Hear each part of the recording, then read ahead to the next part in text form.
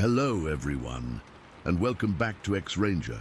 Before we begin, I thought it would be interesting if each of you could leave a comment indicating which part of the world you're joining us from.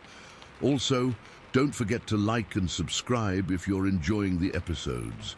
Now let's get comfortable, relax, and start our program. It was July of 2019. And I was on a solo trip, deep in the coast mountains of British Columbia. I'd been out for about 5 days, and this particular day was the one I'd planned to summit a remote ridge. The weather had been perfect. Clear skies, not too hot. I made camp on this narrow shelf of rock and scrub, a place I'd scouted on a map. It was a good spot, sheltered by a rock face on one side and a steep drop into a valley of pine and fir on the other. I remember feeling good, tired in that satisfying way a long day of climbing makes you feel. I'd eaten my dinner, one of those dehydrated meals that all taste like salty cardboard, and I was just sitting on a log, sipping water, watching the sun start to dip behind the peaks. The light was getting that soft, golden quality, and the shadows in the trees below were stretching long and deep. Everything was quiet. The kind of deep silence you only get miles from anywhere. I was just staring out, letting my mind wander, not really focusing on anything, when my eyes caught on something on the cliff face above me. The ridge I was on was maybe a couple 100 feet below this other ledge. It wasn't a place a person could easily get to. It was sheer rock for the most part, and this ledge was just a thin, dark line against the granite, and there was something on it. At first, my brain just registered it as a rock formation, a weirdly vertical one, but then the shape, it was too straight. I squinted, my heart giving a little thump. Maybe it was another climber. That was the logical thought. But who? This area was insanely remote. I hadn't seen a soul for days. I fumbled in my pack for my binoculars. My fingers felt clumsy. I got them up to my eyes, my elbows propped on my knees to keep them steady. I scanned the cliff, found the ledge, and then I found it. The thing, and my blood went cold. It wasn't a rock, it wasn't a man. It was massive. I'm 6 feet tall, and this thing had to be at least 8, maybe 9 feet. It was just standing there, completely motionless, facing my camp. It was covered in hair, a dark, shaggy brown that looked almost black in the fading light. Its shoulders were unbelievably broad, like a NFL linebacker ×2. And its head. It wasn't round. It was cone-shaped, like a peaked roof, and it sat directly on those huge shoulders with no real neck to speak of. But the worst part was that I just knew. It was looking right at me. Through the binoculars, I could see its face. It was dark, but I could make out deep-set eyes. I couldn't see the color, but I could feel the focus. It was studying me.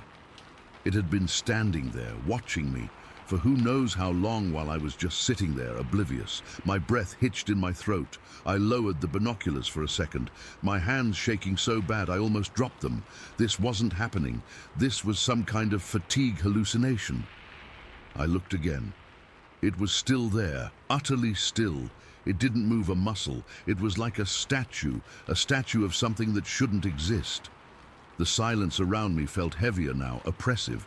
The only sound was the frantic thumping of my own heart in my ears. I'm a rational guy. I'm a climber. I deal in facts, in physics, in the tangible reality of rock and ice. My mind was scrambling for an explanation. A bear? No. The proportions were all wrong. The stance was wrong. Bears don't stand upright like that for minutes on end, and the size was just more. This was something else. The word surfaced in my mind, a word from campfire stories and cheesy TV shows, and I tried to push it down, but it stuck there. Bigfoot.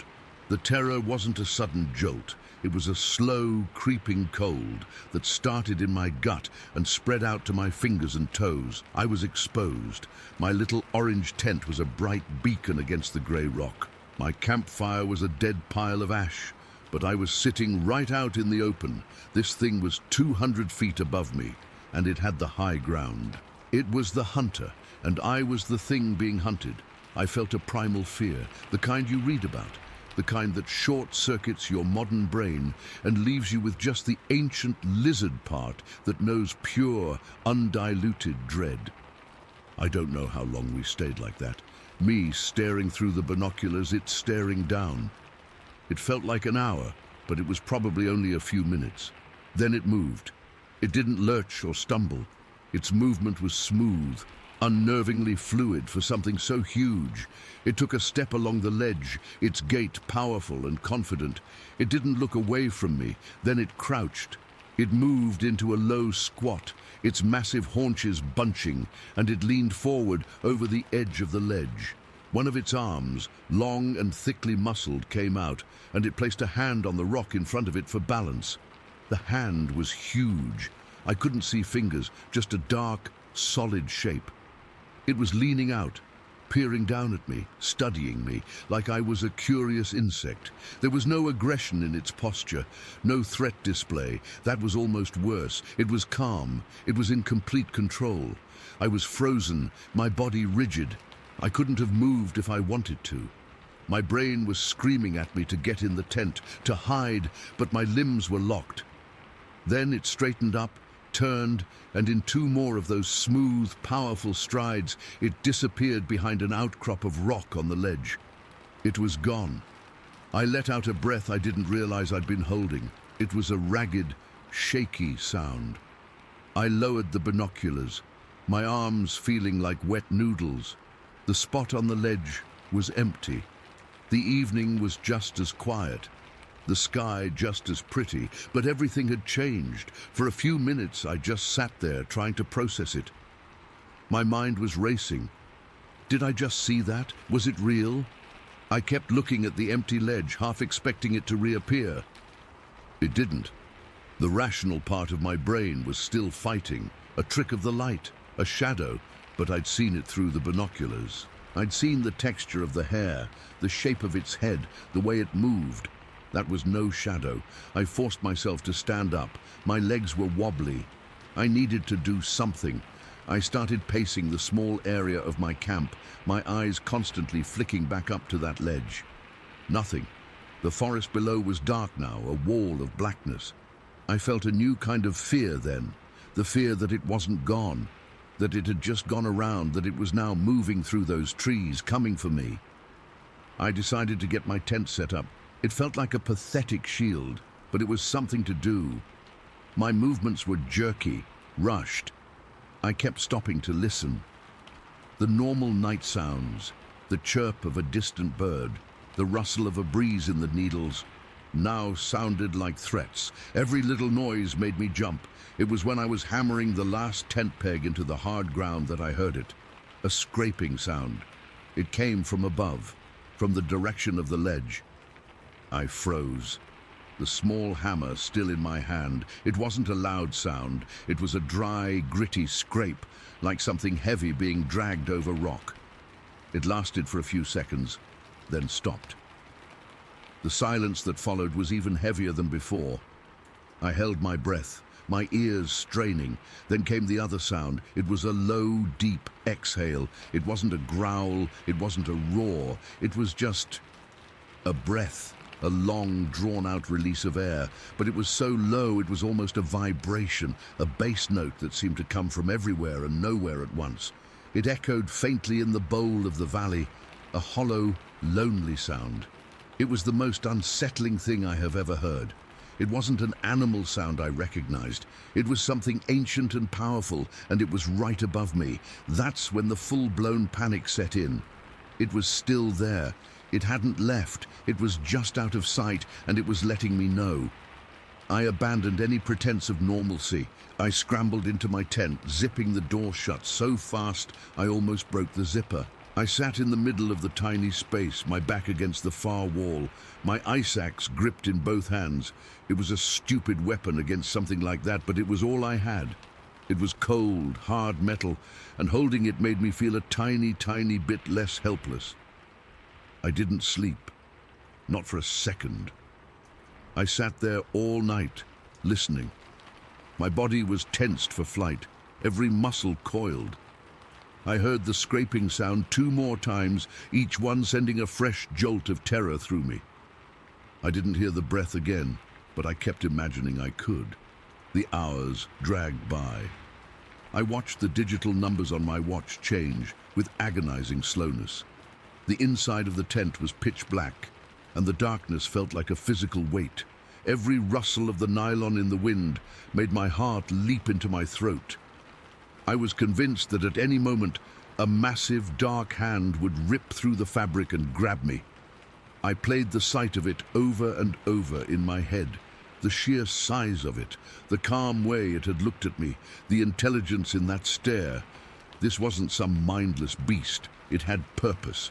It had watched me with what I can only describe as a calm dominance, like I was an interesting novelty in its territory. The thought made my skin crawl. Finally, after what felt like a lifetime, a faint grey light began to seep through the tent fabric. Dawn. I'd never been so happy to see the sun. I waited until it was fully light outside, the sun casting long, sharp shadows. I listened for a long time, my ear pressed against the tent door. Nothing. Just the morning birds. Slowly, carefully, I unzipped the tent and peered out. The world looked normal. The sky was clear blue, the air was crisp and clean. My camp was exactly as I'd left it. I looked up at the ledge, empty. I packed my gear with a speed I didn't know I possessed. My hands were still shaking. I shoved everything into my pack, not caring about organization. I just needed to be gone. I needed to get off this ridge. Before I left, though, a morbid curiosity took hold of me. I had to look. I had to see if there was any proof. I left my pack at the camp and, gripping my ice axe like a lifeline, I started scrambling up the rocky slope towards the base of the cliff below that ledge. It was a difficult climb, loose scree and steep angles, but adrenaline made it easy. When I got to the bottom of the sheer wall, I looked up. The ledge was still maybe 150 feet above me. I scanned the ground at the base of the cliff, and I saw it. The gravel and dirt were disturbed. It wasn't a clear footprint. The ground was too rocky, but there were clear impressions, deep ones, in a place where the soil was softer. They were long and wide, and there were patches where the gravel had been scraped away, just like the sound I'd heard. I saw a few small rocks that had been dislodged and had tumbled down, coming to rest near where I was standing. That was it. No hair, no definitive print. Just disturbed earth, and the undeniable feeling that something very, very large had been standing up there for a long time. It was enough for me, more than enough. I scrambled back down to my camp, shouldered my pack, and without a backward glance, I started my descent. I didn't stop to take pictures. I didn't look for more evidence. I just moved, down climbing as fast as I safely could, putting as much distance between me and that ridge as possible. The hike out was a blur of fear and exhaustion. Every shadow in the trees looked like a moving shape. Every snap of a twig made me freeze. I didn't feel safe until I was finally back at my truck. Hours later, the metal door locked between me and the wilderness. That night, in a cheap motel room, I took out my waterproof logbook, the one I use for all my climbs. My hand was still not quite steady. I wrote down the date, the location, and everything that had happened. I described the creature in as much detail as I could. I wrote about the stillness, the eyes, the smooth movement, the scraping, the low exhale. I wrote until my hand cramped. I'm convinced of what I saw. It wasn't a bear. It wasn't a man. It was something else, a Sasquatch, a Bigfoot, whatever you want to call it. The encounter left me with a deep, lasting unease that I still carry. It wasn't just the fear of being attacked. It was the intelligence behind its actions.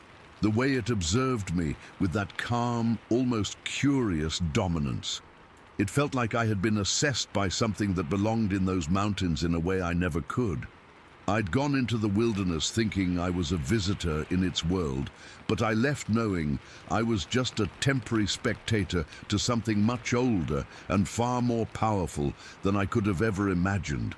I've never gone back to that ridge, and I don't think I ever will. Story 2. It was my birthday. Not that it mattered much. When you're working a contract job clearing a new logging road up in the northern reaches of British Columbia, a birthday is just another day, and this one was a Tuesday. I remember that specifically because the week before, my boss had joked that Tuesdays were cursed on this particular stretch of land. I'd laughed it off. I wasn't superstitious, not then anyway. The day had been long and hot, one of those late summer days where the sun doesn't really set until after 10, but the heat lingers in the dust and the pine needles. I was operating an excavator, a big Cat 336, clearing a fresh path through a thick stand of cedar and fir. We were behind schedule, so the decision was made for me to work a double, pushing through into the night to get this section graded before the geotech team showed up in the morning. I was tired. My back ached from the constant jolting, and my hands were sore from gripping the controls. All I could think about was the lukewarm beer waiting for me back in my camper.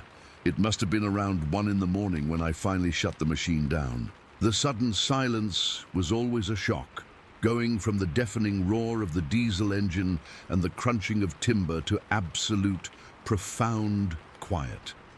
The only sound was the tink, tink, tink of the engine block cooling down. I climbed out of the cab, my boots hitting the soft, newly turned earth, and stretched, my spine cracking in 3 different places. I pulled out my water bottle and took a long swig, the water warm and tasting faintly of plastic. That's when I saw them. The headlights of the excavator were still on, casting 2 long, bright cones of light down the path I'd just carved. And there, in the fine, talcum powder-like dust that covered the untouched part of the road ahead, were tracks. Not deer tracks, not bear, not moose, not anything I had ever seen in my 10 years of working forestry. I walked closer, my fatigue forgotten, replaced by a low, humming curiosity. There were 3 sets. They ran parallel to the road, maybe 10 feet off to the side, in the soft dirt between the tree line and the compacted gravel of the roadbed. The spacing was what got me first. They were perfectly in line, one after the other, like a family had gone for a stroll. But the size was all wrong. The first set was huge, I mean massive. I'm a big guy, size 13 boot, and I placed my foot next to one of the impressions. It was easily half again as long and wider too. The shape wasn't right for a bear. Bears have a more rounded heel, and their toes are closer together. This thing had a distinct, almost human-like arch, but the front was just broad. It looked like a giant, flat foot had been pressed into the dust. The toes, if you could call them that, weren't defined. It was just a big, blunt impression.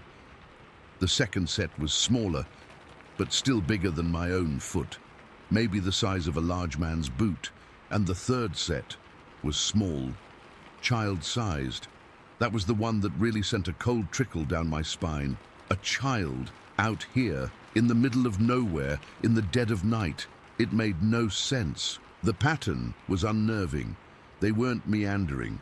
They were straight, purposeful, heading in the same direction I was grading, keeping a perfect, consistent distance from the road.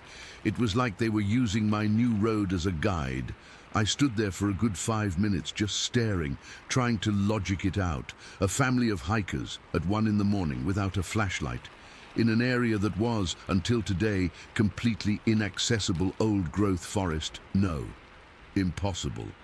A part of me, the sensible part, was screaming to just get in my truck and drive back to camp. But a bigger part, the part that needed to know, was captivated. I had a powerful spotlight on the excavator.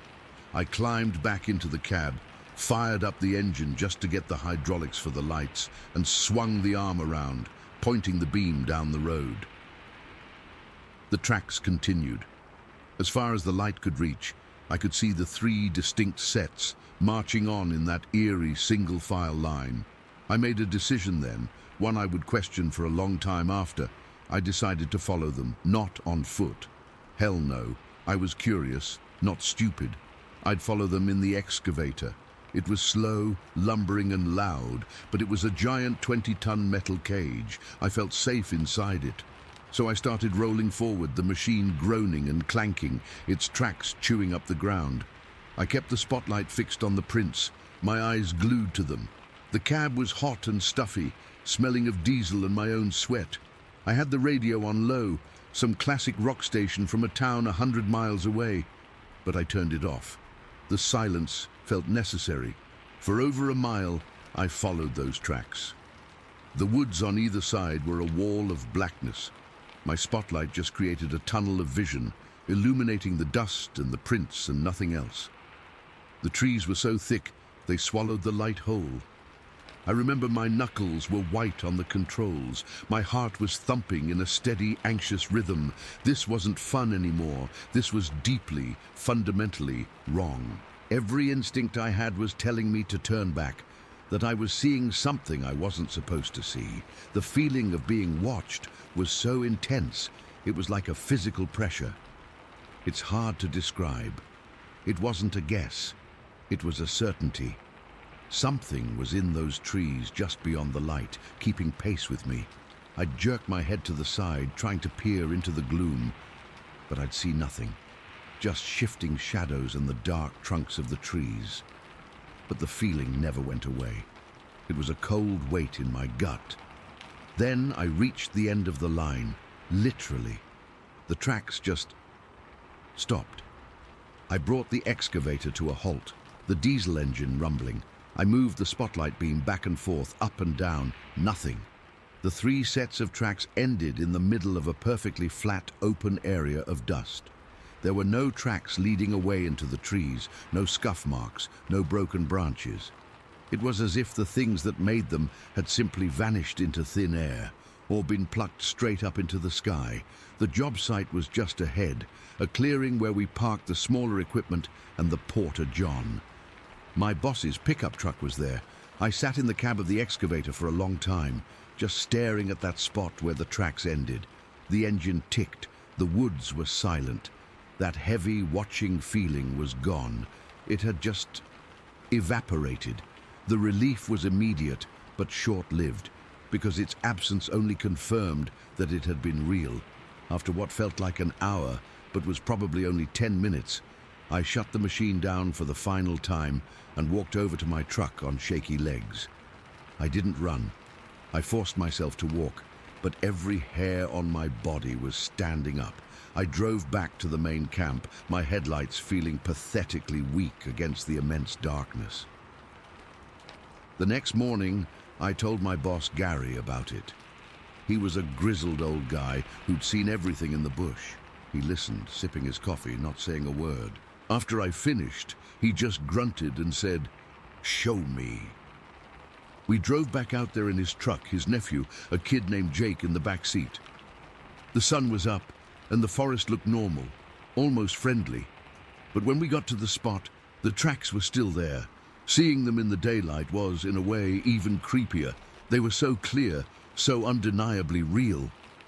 Gary got out and walked over to them. He crouched down, his knees popping. He didn't say anything for a full minute. Jake and I stood behind him, waiting. "Jesus," Gary finally muttered. He pointed at the big one. "That's no bear. Look at the stride. A bear that big would have a waddle. This thing walks straight." He then pointed at the spacing between the 3 sets. They're walking together in a line.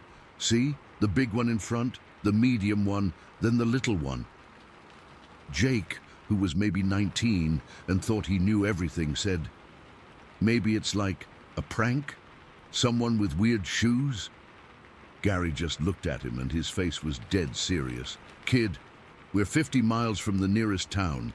Who's hiking out here in the middle of the night with their family to play a prank on a logging crew? And how did they get here? And look," he pointed to the end of the tracks. "Where'd they go?"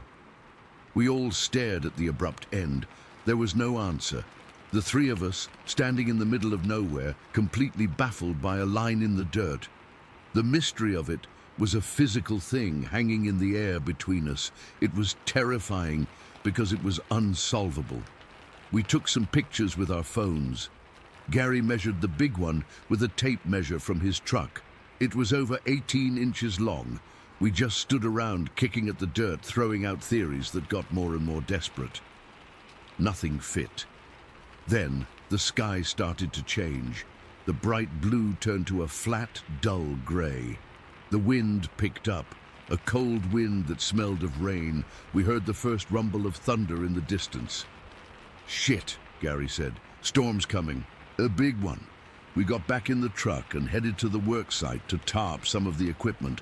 The first drops started to fall as we were tying down a load of spare parts. They were big, heavy drops that hit the dust and left dark, quarter-size spots. I kept looking back towards where the tracks were. The rain started in earnest then, a steady, soaking downpour. I stood under the lean-to we'd built, watching the storm. I couldn't see the tracks from there, but I knew what was happening. I could visualize it, each raindrop hitting one of those perfect, impossible impressions, blurring the edges, filling the print with water, turning the fine dust to mud, and then washing it all away. Within an hour, it was all gone, every last trace. The evidence was erased as completely as if it had never been there at all. The road was just a wet, muddy track through the trees. We never spoke about it again after that day. What was there to say? We had a few blurry phone pictures that proved nothing. We had a shared memory that made no sense. The job finished a few weeks later, and we all moved on to different sites. But I never forgot. It was my birthday. I remember blowing out a single candle on a cupcake my mum had mailed me, sitting alone in my camper, listening to the rain hammer on the metal roof. I should have been thinking about getting older, about my life back in the city, about anything else. But all I could think about was what I'd seen in the dust. A big one, a medium one and a small one, walking together in the deep, dark woods. And the feeling, that certain chilling feeling, that they were still out there, and that they knew I'd seen them. Story 3. Okay, here it is. So I'm just going to type this out. I've been sitting on it for a while now, just over 2 years, and I guess I need to get it out of my head. I don't talk about it with people around here. They'd either think I'm crazy or just another drunk hunter telling tales. But I wasn't drunk. I was stone cold sober and more scared than I've ever been in my entire life. It was September of 2020. I remember because it was that weird, quiet period during the pandemic where everything felt off, and the woods were my only escape. I'm a bow hunter, have been since I was a kid. My dad taught me. I know these woods in Alabama like the back of my hand. The way the light falls through the pines in the late afternoon, the sounds of the squirrels chattering, the smell of damp earth and old leaves. It's my church. This particular day, I was set up in a ground blind I'd built myself out of fallen branches and some old camouflage netting. It was tucked back against a thicket of young pines, giving me a perfect view of a well-used deer trail that ran along the edge of a pine ridge. The ridge itself is steep, covered in a mix of hardwoods and pines, and it drops down into a creek bottom. It's thick and dark down there, even in the middle of the day. I'd gotten into the blind around 2 in the afternoon. The air was warm but not heavy. That first little hint of fall just starting to creep into the breeze. It was perfect hunting weather. I'd been sitting there for a couple of hours, just watching. Nothing moving but a few birds and a red fox that trotted past without a care in the world. I had my trail camera with me, a decent Bushnell model.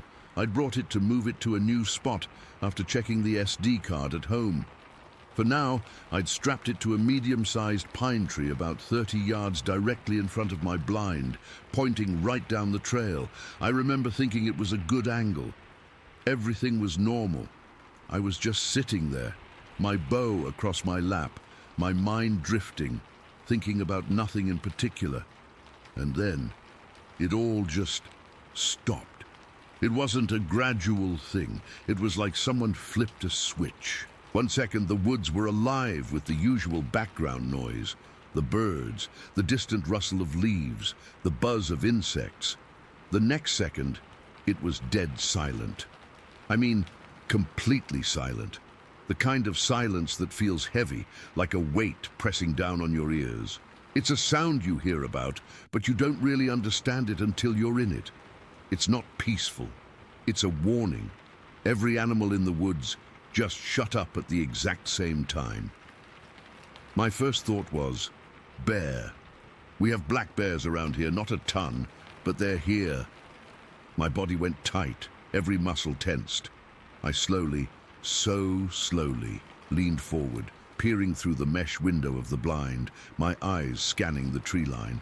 I didn't see anything, just the still, silent pines. And then I saw movement. It wasn't a bear. It was between two big oak trees, maybe 50 yards away, partly obscured by shadows. It was tall, so damn tall. It stepped out from behind one of the oaks, and my brain just short-circuited for a second. It was covered in hair, dark brown and black, kind of shaggy and matted. It had to be over 8 feet tall. I'm 6 feet even, and this thing would have towered over me. Its chest was huge, like a barrel, and its arms, they were long. They hung down past its knees, swinging slightly as it moved. It didn't walk like a man. It was more fluid, powerful. Its legs were thick, like tree trunks. It was walking parallel to the ridge, not in a hurry, just moving. I stopped breathing. I think my heart actually stopped for a beat. I was frozen, my fingers gripping my bow so hard they ached. This couldn't be real. This was the kind of thing you see on those stupid TV shows. It stopped walking and turned its head. It was looking right at my trail camera. The camera was on that pine tree, the little red recording light probably glowing. The creature took a step toward it, then another. It moved with this unnerving grace for something so massive. It didn't make a sound, not a single snapped twig, no crunch of leaves, nothing. It walked right up to the pine tree and stopped, maybe 2 feet away from the camera. It just stood there looking at it. I could see its profile. It had a heavy brow ridge, and its head was kind of cone-shaped. But the most terrifying part was how it was studying the camera. It wasn't just a glance. It tilted its head, first one way, then the other. It leaned in closer. It was intelligent. You could see the curiosity in its posture. It reached out one of its huge hands, fingers thick and long, and it didn't touch the camera at first. It just held its hand near it, like it was sensing it, or maybe feeling the heat from the electronics. I could see the hair on its arms, coarse and dark. Then its expression changed. I know that sounds crazy to talk about its expression, but it did. The curiosity on its face just melted away, and something else took over. Its features seemed to harden. Its lips, what I could see of them under the hair, pulled back. It looked angry. It was a sudden, sharp shift. It went from being curious to being seriously pissed off in half a second. My blood went cold. I was shaking inside the blind, a full-body tremble I couldn't control. I was praying, please just walk away, please just walk away. It didn't. In one blindingly fast motion, its hand shot out and snatched the camera right off the tree. The strap, a thick nylon one, didn't break at the buckle, it just snapped. The sound was like a gunshot in the silence. Pop. Then it brought the camera up to its face. It held it in one hand, turning it over, and then it squeezed. The sound was horrible. It was the sound of plastic and metal being crushed, a cracking, grinding, crunching noise. It wasn't loud, but it was so violent. It just closed its fist, and the camera collapsed. Pieces of plastic and the lens fell to the ground. It looked at the crushed mess in its hand for a second, and then it threw the remnants aside into the bushes with a casual flick of its wrist. It wasn't done. It turned back to the pine tree, raised the same hand, and slapped the trunk. Not a punch, a slap. The sound was a heavy, wet thwack that echoed through the woods. When it pulled its hand away, there was a dark, wet mark on the bark. Sap, I guess, mixed with dirt from its hand. Then it went still again. It lifted its head and scanned the area. Its eyes were dark, almost black, but they caught the light in a way that made them look like they were glowing from the inside. It was looking right past my blind, then directly at it. It knew. I am 100% convinced it knew I was there. It didn't look surprised. It looked aware. It stood there for what felt like an hour, but was probably only 10 seconds, just looking in my direction. I could smell it then, a musky, pungent odor like a wet dog mixed with rotten meat and old leaves. It was so strong it made my eyes water. It was the smell of something wild, something that didn't belong in my world. I was done. I was beyond terrified. I was in a state of pure, primal fear. I thought I was going to die. I was convinced it was going to walk over to my blind, rip it apart, and that would be it. But it didn't. It just turned and started walking away, back the way it had come, toward the dark creek bottom. Its stride was powerful and silent, and it moved between the trees like a ghost. In a few seconds, it was gone, swallowed by the shadows of the pines. I didn't move. I couldn't. I stayed crouched in that blind, trembling so hard my teeth were chattering. The woods were still dead silent. The smell hung in the air. I don't know how long I stayed like that. Must have been 20 minutes, maybe more. I just listened, straining to hear any sound of it coming back. There was nothing. Finally, my legs were screaming from being crouched for so long, and I had to move. I slowly, carefully, unzipped the back of the blind and crawled out on my hands and knees. I stood up, my legs wobbly, and looked around. Nothing. The woods were starting to come back to life. A bird chirped somewhere. It felt wrong, like the world was just going on like nothing had happened. I had to see. I walked over to the pine tree, my heart hammering in my chest. The ground where it had stood was torn up. There were footprints. They were huge, easily 18 inches long. They had 5 toes, and the shape was human-like, but wider, much wider and deep. Whatever made them was heavy. I looked at the tree. The dark mark from its hand was there, sticky and dark. A few strands of dark, coarse hair were stuck in the sap. Then I found the camera, or what was left of it. It was in 3 big pieces and a bunch of smaller shards.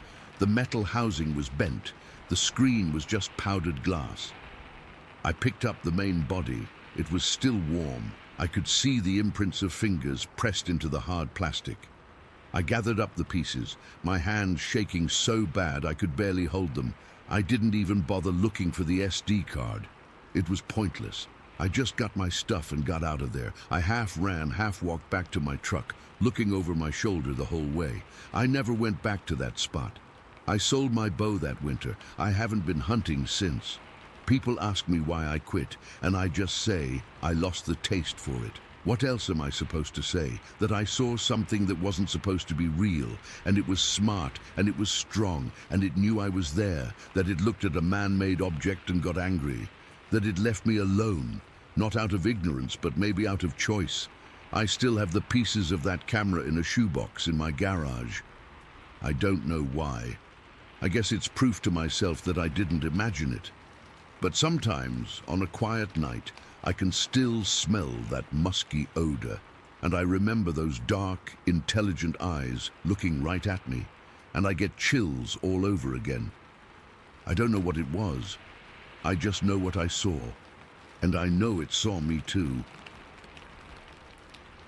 Story 4. My parents had driven down to Colorado Springs for some anniversary party for one of my dad's work friends. They wouldn't be back until late, really late, like 1 or 2 in the morning. I was pumped. A whole night to myself. Well, me and my friend, let's call him Mark, because that was his name, and I don't see any reason to change it now. We had the whole house, a big bag of chips, a 2-liter of Coke, and the remote control. It was a perfect storm of teenage freedom. We were planted on the couch in the living room, the big old sectional that swallowed you up. The TV was on, some dumb movie. I don't even remember what it was. It was just noise and light, something to fill the space. The house was quiet otherwise, just the hum of the fridge and the occasional crunch from the chip bag. Outside, it was pitch black. We lived on the edge of town, where the streetlights gave up and the woods started. Our porch light was busted. Had been for a week, so the front yard was just a pool of darkness.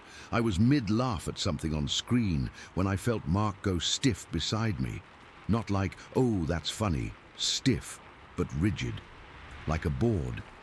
I turned to say something, a joke probably, but the words died in my throat. His face was white, sheet white. His eyes were locked on the big picture window next to the front door. They were wide, unblinking, and full of a kind of terror I'd never seen in another person. "Don't move," he whispered. His voice was tight, strangled. "Just look." My heart, which had been thumping along normally, suddenly decided it wanted to be a drum solo in my ears.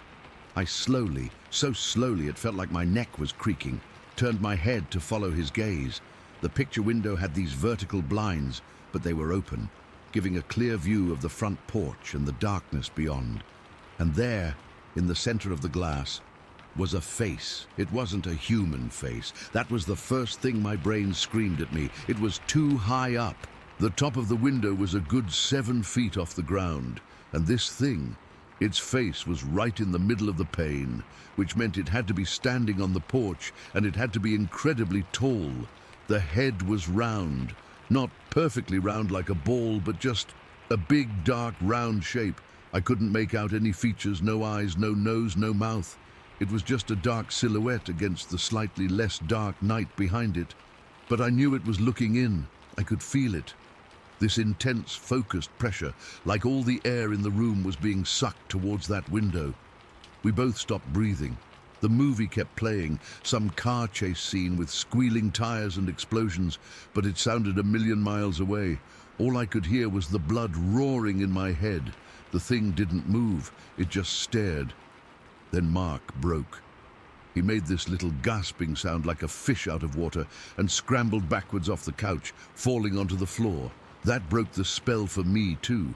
Panic, pure and simple. Liquid fire in my veins. We didn't speak. We just ran. My mum's bedroom was at the end of the hall, the master bedroom. It was the only room in the house with a lock on the door. One of those flimsy sliding bolt locks, but it felt like a fortress at that moment.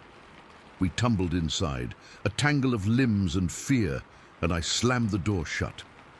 My hands were shaking so bad I could barely slide the bolt across. It made this cheap, tinny click that sounded way too quiet. The room was dark, lit only by the green numbers of the alarm clock on the nightstand. It smelled like my mum's perfume and laundry detergent. A safe smell. It didn't feel safe anymore. "The gun," Mark hissed. He was pressed against the door, his ear to the wood. "Your dad's gun." My dad kept a .22 rifle in his closet. It was for varmints, he always said. Coyotes or raccoons that got too close to the trash. It was a small thing, not powerful, but it was a gun. It was something. I fumbled my way to the closet, my heart hammering against my ribs so hard I thought they might crack. I could hear my own breathing, ragged and too loud. I opened the closet door and the smell of cedar and old shoes hit me. I felt around on the top shelf, my fingers brushing against sweaters and shoe boxes until they closed on the cold, familiar shape of the rifle case. I pulled it down, the zipper sounding like a scream in the quiet room. I laid the case on my mum's bed, the floral comforter suddenly looking absurd. I unzipped it. There it was, the rifle and a box of bullets next to it. My hands were still shaking, my fingers numb and clumsy. I tried to load it. I'd done it with my dad a dozen times, but now my brain couldn't remember the simple mechanics. The little .22 long rifle cartridges were slippery. I dropped one. It hit the carpet with a soft thud. I cursed, a word I'd never say in front of my mum, and finally managed to get a few rounds into the magazine. I worked the bolt, chambering around. The sound was solid, metallic, reassuring. I turned around. Mark was still at the door, but he wasn't listening anymore. He was just staring at the door, his whole body tense. "Lock it," I whispered, my voice cracking. He shook his head, a quick, jerky motion. "No." "What do you mean, no? Lock the damn door." "I can't," he said, and his voice was so small. "If I lock it, we're trapped in here. We won't know if it's trying to get in." His logic was insane, but in that moment, it made a twisted kind of sense. An unlocked door felt like an escape route.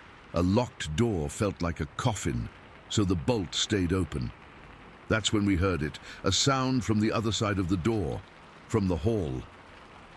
It was breathing, not human breathing. This was heavy, wet, a deep, rhythmic sound. It was slow, like whatever it was had just run a mile and was trying to catch its breath. Each exhale was a low rumble that I felt in the floorboards more than I heard with my ears. It was right outside the door. I raised the rifle.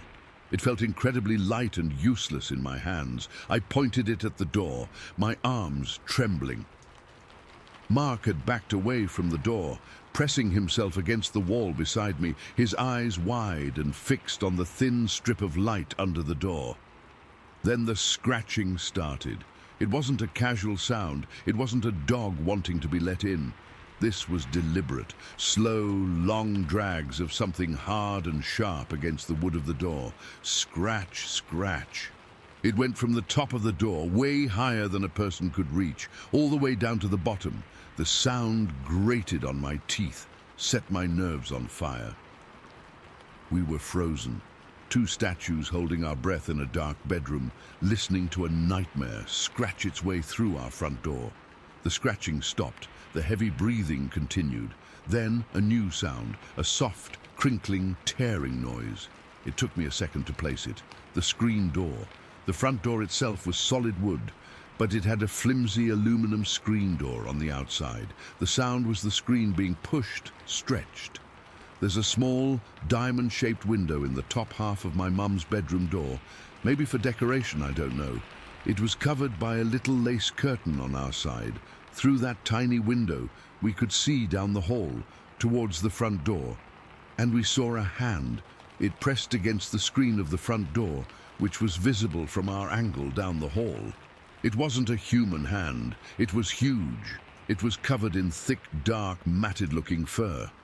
The fingers were long and thick, and they splayed out, covering a massive area of the screen. The sheer size of it is what stopped my heart. My dad is a big guy, 6'2", and his hand would have looked like a child's next to this thing. This hand was bigger than a dinner plate.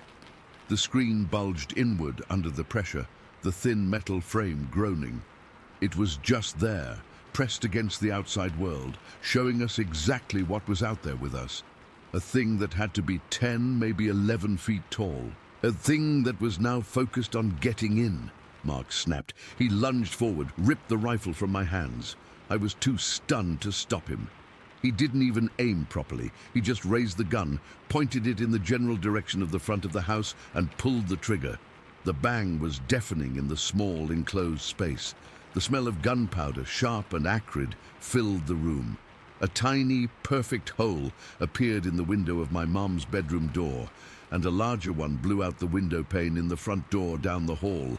He worked the bolt and fired again. Another incredible bang, another hole in the front door window. The echo of the second shot died away. The world outside exploded with sound. A roar. It wasn't an animal roar, not like a bear or a lion. It was deeper, angrier, a guttural, furious sound that seemed to shake the whole house. Then crashing, huge, heavy, running footsteps thudding across our wooden porch. The sound of wood splintering. It must have smashed right through the porch railing. Then more crashing, this time through the bushes and small trees at the edge of our property. The sound of branches snapping like gunshots itself. The noise receded fast, moving away from the house at an unbelievable speed, crashing through the woods until it faded into nothing. Silence. A ringing, absolute silence, broken only by the frantic beeping of the home security system, triggered by the broken glass. We stood there in the dark, the gun smoke still hanging in the air. My ears were ringing, my body was trembling uncontrollably, a full-body shake I had no control over. I looked at Mark. He was just staring at the door. the rifle hanging limply in his hands, his chest heaving. We must have stood like that for 10 minutes, maybe longer. Neither of us could speak. The adrenaline was so thick in my blood I thought I might be sick. Finally, I stumbled to the phone on my mom's nightstand. My fingers were so numb I misdialed 911 twice. When the dispatcher answered, my voice was a high, thin squeak. I couldn't form a coherent sentence. I just kept saying, there was something at our house. I gave the address. I don't even remember. The sheriff showed up pretty quick. 2 deputies. They came in with their flashlights, looking skeptical until they saw our faces. We were still white as ghosts, still shaking. They saw the 2 bullet holes. They saw the shredded screen door. One of them went outside with his big flashlight. He came back in a few minutes later, his expression unreadable. No sign of anyone, he said. No blood, no footprints in the flower bed, nothing. But then his partner pointed at the screen door. Sheriff, he said, his voice low, look at this. We all looked. Where that huge fur-covered hand had pressed against the screen, there was a mark, a handprint. But it wasn't a smudge. The pressure and the moisture from its skin, I guess, had left a perfect greasy imprint on the mesh, and it was massive. The deputy, a big guy himself, put his own hand up next to it. His hand was easily 5 inches shorter in length, and half as wide. The sheriff just stared at it for a long time. He didn't say anything. He looked from the handprint to the bullet holes to our pale, terrified faces. He took our statement, but what could we say? A tall thing looked in the window. It breathed, it scratched. It put its hand on the door. We shot at it. It ran away. They left eventually, telling us to call if we saw anything else. They didn't have any answers. My parents got home a few hours later. The moment they walked in, they saw the bullet holes, the broken glass, the shredded screen. My mum started crying. My dad was furious, then confused, then just quiet. We tried to tell them what happened, but our words were a jumbled, terrified mess. We couldn't explain it. We still can't. They replaced the door and the screen a week later. My dad never said a word about the gun. He just put it back in the closet. But sometimes, when I'm back home visiting, I'll look at that new screen door. It's identical to the old one. And I'll remember, with a chill that goes right down to my bones, the sight of that huge, dark hand pressing against it. The feeling of something impossibly large and strong and wrong, just on the other side of the thin aluminum and glass that separated us from the dark Colorado woods. I never went into those woods again. Not ever, and I still sleep with the light on. Story 5. We got to the cabin in the late afternoon. I remember the drive up was winding and kind of narrow, with all these tall pines lining the road, and the air smelled like dirt and pine needles. The cabin itself was old, kind of rustic, with a wooden porch that creaked when you stepped on it. Inside, it was cozy, but a little damp, like it hadn't been aired out in a while. We dumped our bags and decided to go for a hike right away, because we still had a few hours of daylight left. My friend suggested a trail near Lake Gregory. He'd been there before and said it was an easy loop, nothing too strenuous. So we headed out, all 4 of us, me, my ex. We were on okay terms back then, just split amicably, my friend and his wife. The trail was pretty quiet, mostly just the sound of our footsteps crunching on the dirt and the occasional bird chirping. The sun was starting to dip lower, casting long shadows through the trees, and it felt peaceful. I remember thinking how nice it was to be out in nature, away from all the noise of LA. We were joking around, talking about old times and just generally relaxing. Then out of nowhere, this deer comes bolting toward us. I mean, it was full-on sprinting like it was being chased or something. It wasn't just grazing or moving slowly. It was panicked, eyes wide, and it came straight at us. My friend, who was walking a bit ahead, had to dive into the brush to avoid getting hit. It happened so fast. 1 second we're laughing, the next he's tumbling into the bushes. I rushed over to help him up, making sure he wasn't hurt. He was fine, just shaken, with some leaves stuck in his hair and dirt on his clothes. As I was pulling him to his feet, I caught something in my peripheral vision. Off to the side, maybe 30 yards away, there was this dark shape. At first I thought it was just a shadow, or maybe another animal. But it didn't move like anything I'd seen before. It was low to the ground on all fours, and it looked muscular, like really built, but in a way that wasn't quite right. It reminded me of a big cat, like a panther or something, but it had no ears that I could see, and its fur was all matted and black. My heart started pounding right away, because even from that quick glance, I knew it wasn't normal. I kept my eyes on it while I helped my friend, and I could feel this cold sweat breaking out on my back. Then the craziest thing happened. This thing, whatever it was, just stood up. It went from being on all fours to rising to its feet in a matter of seconds, and it was huge. I mean, over 7 feet tall, easily. Its hair was mangy and black, and it was standing on end, like how a cat's fur poofs up when it's scared or angry. But this wasn't a cat. It was something else entirely. Its body was thick and powerful, with broad shoulders, and it had this way of moving that was both fluid and jerky at the same time. The most unsettling part was its face. It had these dark eyes that seemed to lock onto us, and its tongue kept flicking out, licking the corners of its lips in this repetitive, almost human-like way. It wasn't aggressive, not in a charging sense, but it was sizing us up, just staring with this intense, unnerving focus. I felt frozen for a second, like my feet were glued to the ground. My friend was the first to snap out of it. He let out this choked sound, like a gasp, and then he just took off running. That broke the spell for the rest of us. We all turned and bolted, no words exchanged, just pure panic. I remember the adrenaline hitting me like a wave. My heart was hammering in my chest, and my legs felt both heavy and light at the same time. I could hear our footsteps pounding on the trail, and behind us there was this silence. No sounds of pursuit, no growls, nothing. But in my head, I was convinced it was right behind us, about to grab me. I kept glancing back, but I didn't see it moving. It was just standing there, watching us go. That almost made it worse, because it felt like it was letting us run, like we were prey it was toying with. The run back to the cabin felt like it took forever, but it was probably only 10 or 15 minutes. We didn't stop, didn't slow down, just pushed through the burn in our lungs and the fear clawing at our throats. When we finally reached the cabin, we stumbled inside, slamming the door shut and locking it. We were all breathing heavy, sweating, and for a few minutes nobody said anything. We just stood there, listening, half expecting to hear something outside. But it was quiet, just the normal sounds of the forest. Once we caught our breath, the reality of what happened started to sink in, and that's when the arguments began.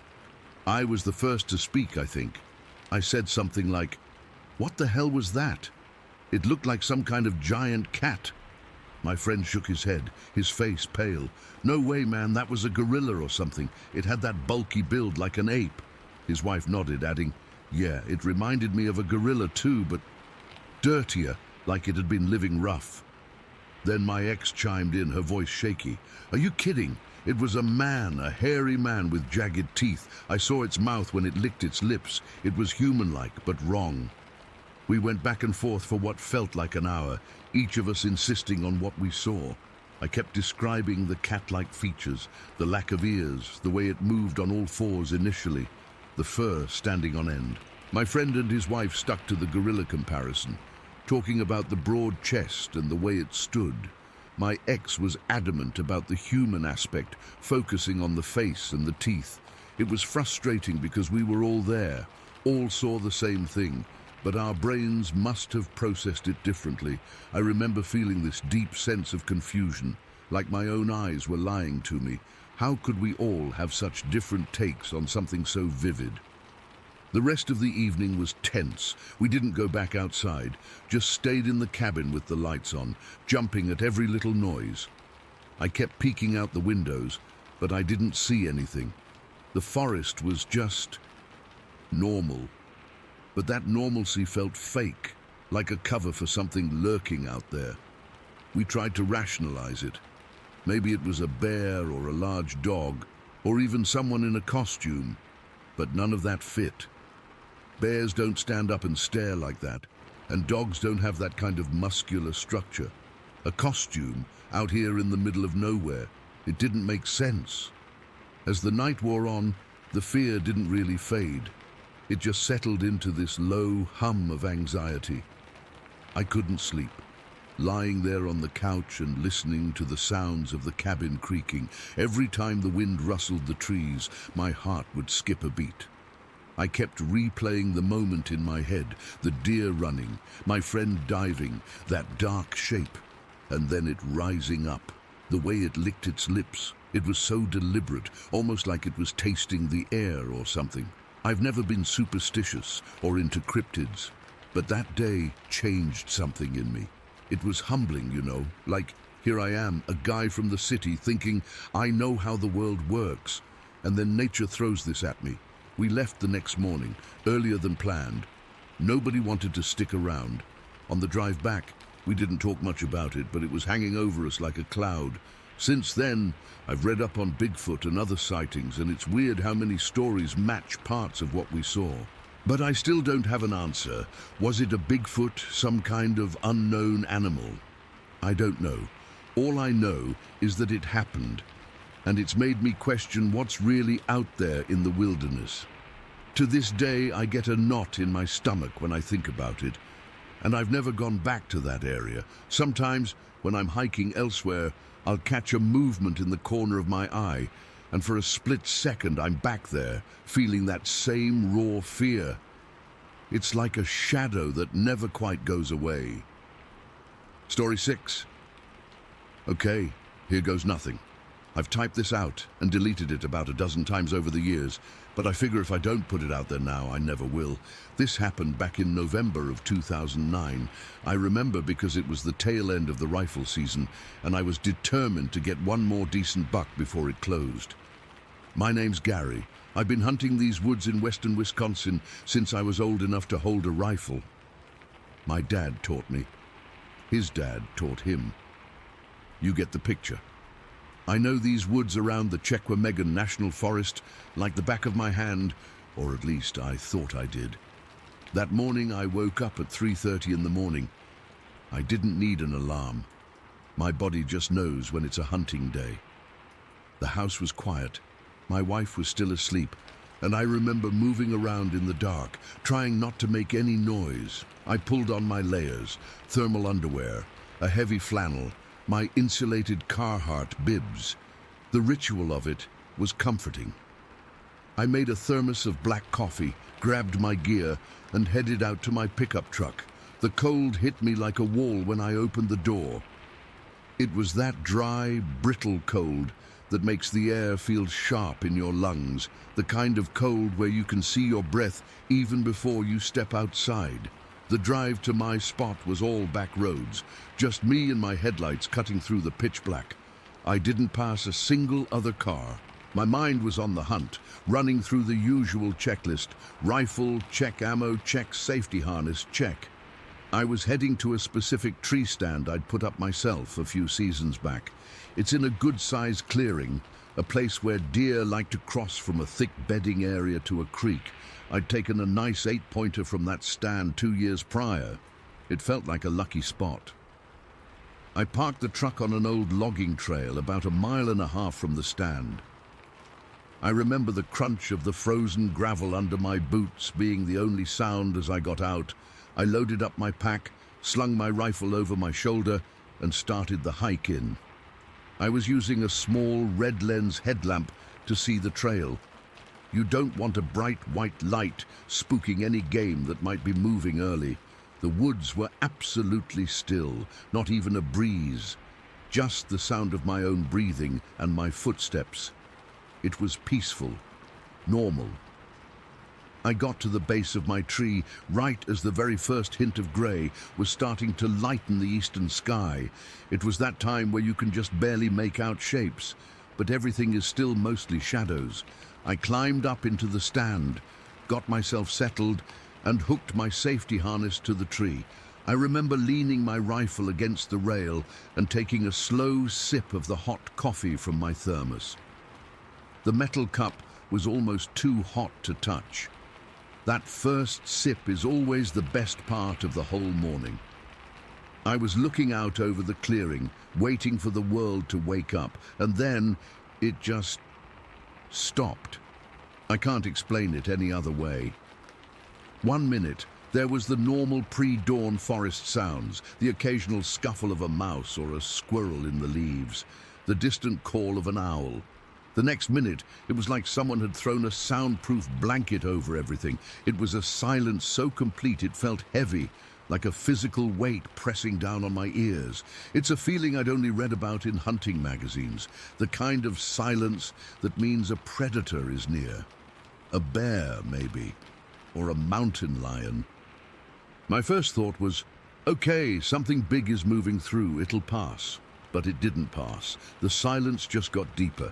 And that's when the other feeling started, the feeling of being watched. It's a primal thing, a cold trickle that starts at the base of your skull and runs right down your spine. Every hair on my arms and the back of my neck stood up. I remember my grip tightening on the rail of the stand. I was scanning the tree line, trying to pierce the gloom, but I couldn't see anything. Nothing was moving. It was just this immense, oppressive stillness. My heart was starting to beat a little harder in my chest. A dull thudding I could feel in my throat. I must have sat there for 20 minutes, frozen, just listening to the nothing. My coffee was forgotten, going cold in its cup. Then I heard it, a single, heavy crunch, like someone had stepped on a thick branch and snapped it. It came from my left, from the thickest part of the brush, where the raspberry brambles are a nightmare to get through. It wasn't a deer. A deer is light, quick. This was a solid, weighty sound. I slowly, so slowly, turned my head in that direction. My eyes were straining. I saw the brush move, not a small sway, but a big, deliberate parting of the branches. Something was pushing its way through, something big. I still couldn't see what it was, just this dark, hulking shape that was a deeper black than the shadows around it. My mind was racing. A moose? We don't get moose around here. A stray cow? It didn't make any sense. Then I heard the footsteps. They were slow, deliberate. Thump, crush, thump. Each step was a heavy impact, followed by the sound of foliage being crushed under immense weight. It was circling the clearing, staying just inside the tree line. I had my rifle in my hands now, my finger off the trigger, but right alongside the guard. I was holding it so tight my knuckles were white. I was praying it was a bear, a big, curious bear. I could handle a bear. This didn't sound like a bear. Bears move with a kind of lumbering grace. This was different. This was purposeful. The footsteps stopped directly below me. I didn't dare look over the edge. I just sat there, holding my breath, my whole body rigid. I could hear it breathing. It was a low, rumbling sound, like air being pulled through a wet log. And the smell. Oh, God. The smell hit me then. It was a mix of things. A real gut churner. It was like rotten meat, the kind you find in a long-dead carcass. Mixed with that was the thick, musky stink of wet dog, but a dog that had been rolling in something foul. And underneath it all, something sour, almost like vinegar. It was so strong it made my eyes water. Then my whole world jolted. The tree stand bucked underneath me so violently, I almost lost my grip on my rifle. It wasn't a shake. It was a single, massive jolt, like a car had hit the tree trunk. The metal stand groaned and the whole tree swayed. A terrified, choked sound escaped my throat. I couldn't help it. I had to look. I had to see what was down there. I leaned forward just enough to peer over the edge of the platform, and I saw it. It was looking right up at me. Its head was tilted back, and its eyes, dark, deep-set, and impossibly intelligent, were locked onto mine, my brain just short-circuited. It was huge. I'm 6 feet tall, and this thing had to be over 8 feet easy. It was covered in thick, shaggy hair, a dark brown color that was all matted with leaves and twigs and mud. Its face, It wasn't a bear's face. It was leathery, almost hairless, and dark, like old, weathered hide. It had a heavy brow ridge and a head that sloped back from its forehead. It didn't look angry, it looked curious and assessing. Its hands were wrapped around the trunk of the tree. They were massive, with long, thick fingers. They weren't paws, they were hands. It had a grip on the pine tree, and with another sudden explosive movement, it shook the tree again. This time, it was a sustained, violent shaking. The stand was rattling, the chains were clanking, and I was thrown side to side, clinging to the rail for dear life. I was sure the whole thing was going to rip loose from the tree and send me plummeting down. That's when it made a sound. A low, guttural growl that started deep in its chest and rumbled out. It wasn't just a sound I heard, I felt it. The vibration went right through the tree and into my bones, a deep resonance that settled in my chest and made my teeth ache. I was frozen solid. Pure, undiluted terror. I wasn't a hunter anymore. I wasn't a man. I was just prey. And then, from the woods to my right, another sound answered, a shorter, deeper grunt. My blood went cold. There was another one. The one below me turned its head slightly towards the sound and grunted back. It was a conversation, short, deep, guttural sounds passing between them. They were communicating. The intelligence in that moment was the most terrifying thing of all. This wasn't some mindless animal. It knew what it was doing. It knew I was trapped. It turned its gaze back to me, and its eyes narrowed slightly. It let go of the tree with one hand, bent down, and picked up a rock from the ground. The rock was about the size of my fist. It hefted it in its hand, looking from the rock to me and then back to the rock. It was testing the weight, thinking. Then it threw the rock, not at me, but at the base of the tree. It hit with a loud, solid thwack. A piece of bark flew off. It was testing the tree, testing me. It picked up another rock and did the same thing. Thwack. My heart was hammering against my ribs so hard I thought it was going to burst. I was trembling uncontrollably, a full-body shake I had no hope of stopping. I remember a warm trickle running down my leg. I'd pissed myself. I didn't even feel shame. I just felt a hollow, absolute fear. It looked up at me again, and this time its mouth opened. It let out a roar. It wasn't like anything I've ever heard. It was deafeningly loud. A raw, primal blast of sound that ripped through the silence and echoed through the forest. It was a sound of pure power. Birds that were probably a mile away erupted from the trees in a panic. The sound felt like it was punching me in the chest. I squeezed my eyes shut, certain this was it. This was the end. I heard a tremendous crack. I opened my eyes. It had slammed a much larger rock directly into the trunk, about 6 feet off the ground. The tree shuddered violently, and a long, jagged split appeared in the wood. It was trying to knock the tree down. It was strong enough to do it. I could see the muscles bunching in its arms and shoulders under that thick mat of hair. The smell was overwhelming now, filling my nose and my mouth, making me gag.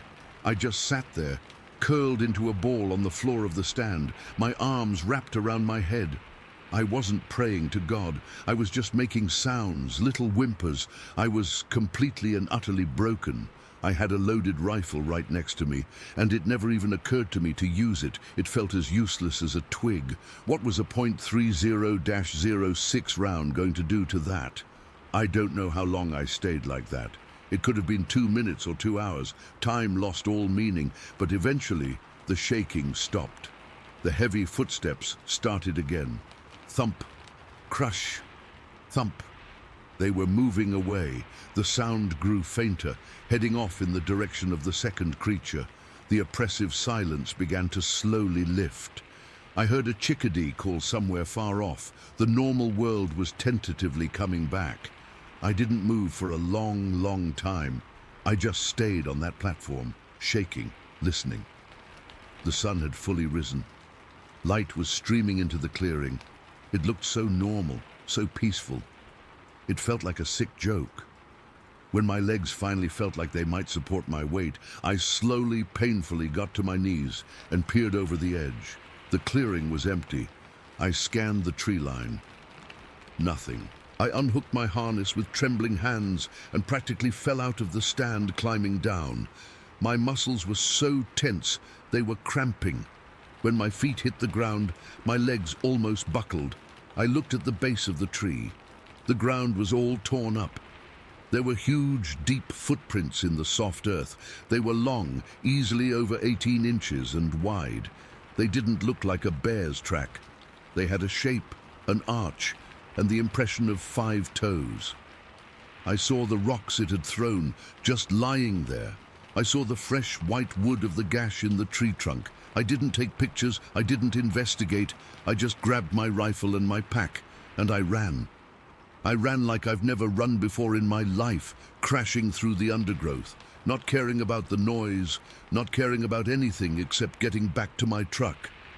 I made it there, fumbled the keys, and locked the doors the second I was inside. I sat there for I don't know how long, just gripping the steering wheel, my entire body shaking. I never went back for my tree stand. I never reported it to the DNR or the sheriff. What would I have said? I drove home, took a shower that felt like it lasted forever, and tried to forget. It took me years to even talk about it. I finally told a couple of guys in a local hunting group I trust, guys who've been in these woods their whole lives. I didn't give details at first, just asked if they'd ever heard anything strange. One of them, an old-timer named Frank, just looked at me and nodded slowly. He said, "The forest people." He'd never seen one, but his grandfather had told him stories. Later, I heard other accounts from other people in other parts of the state. The details were always the same. The silence first, the smell, the intelligence in the eyes, the rocks. I still hunt. It's in my blood. But I never ever go into that part of the woods alone anymore. And I'm always listening for that silence. What haunts me the most, what I still see when I close my eyes at night, isn't the size or the strength or the roar. It's the stare, that purposeful, knowing stare from those dark eyes. It looked at me, and it saw right through me.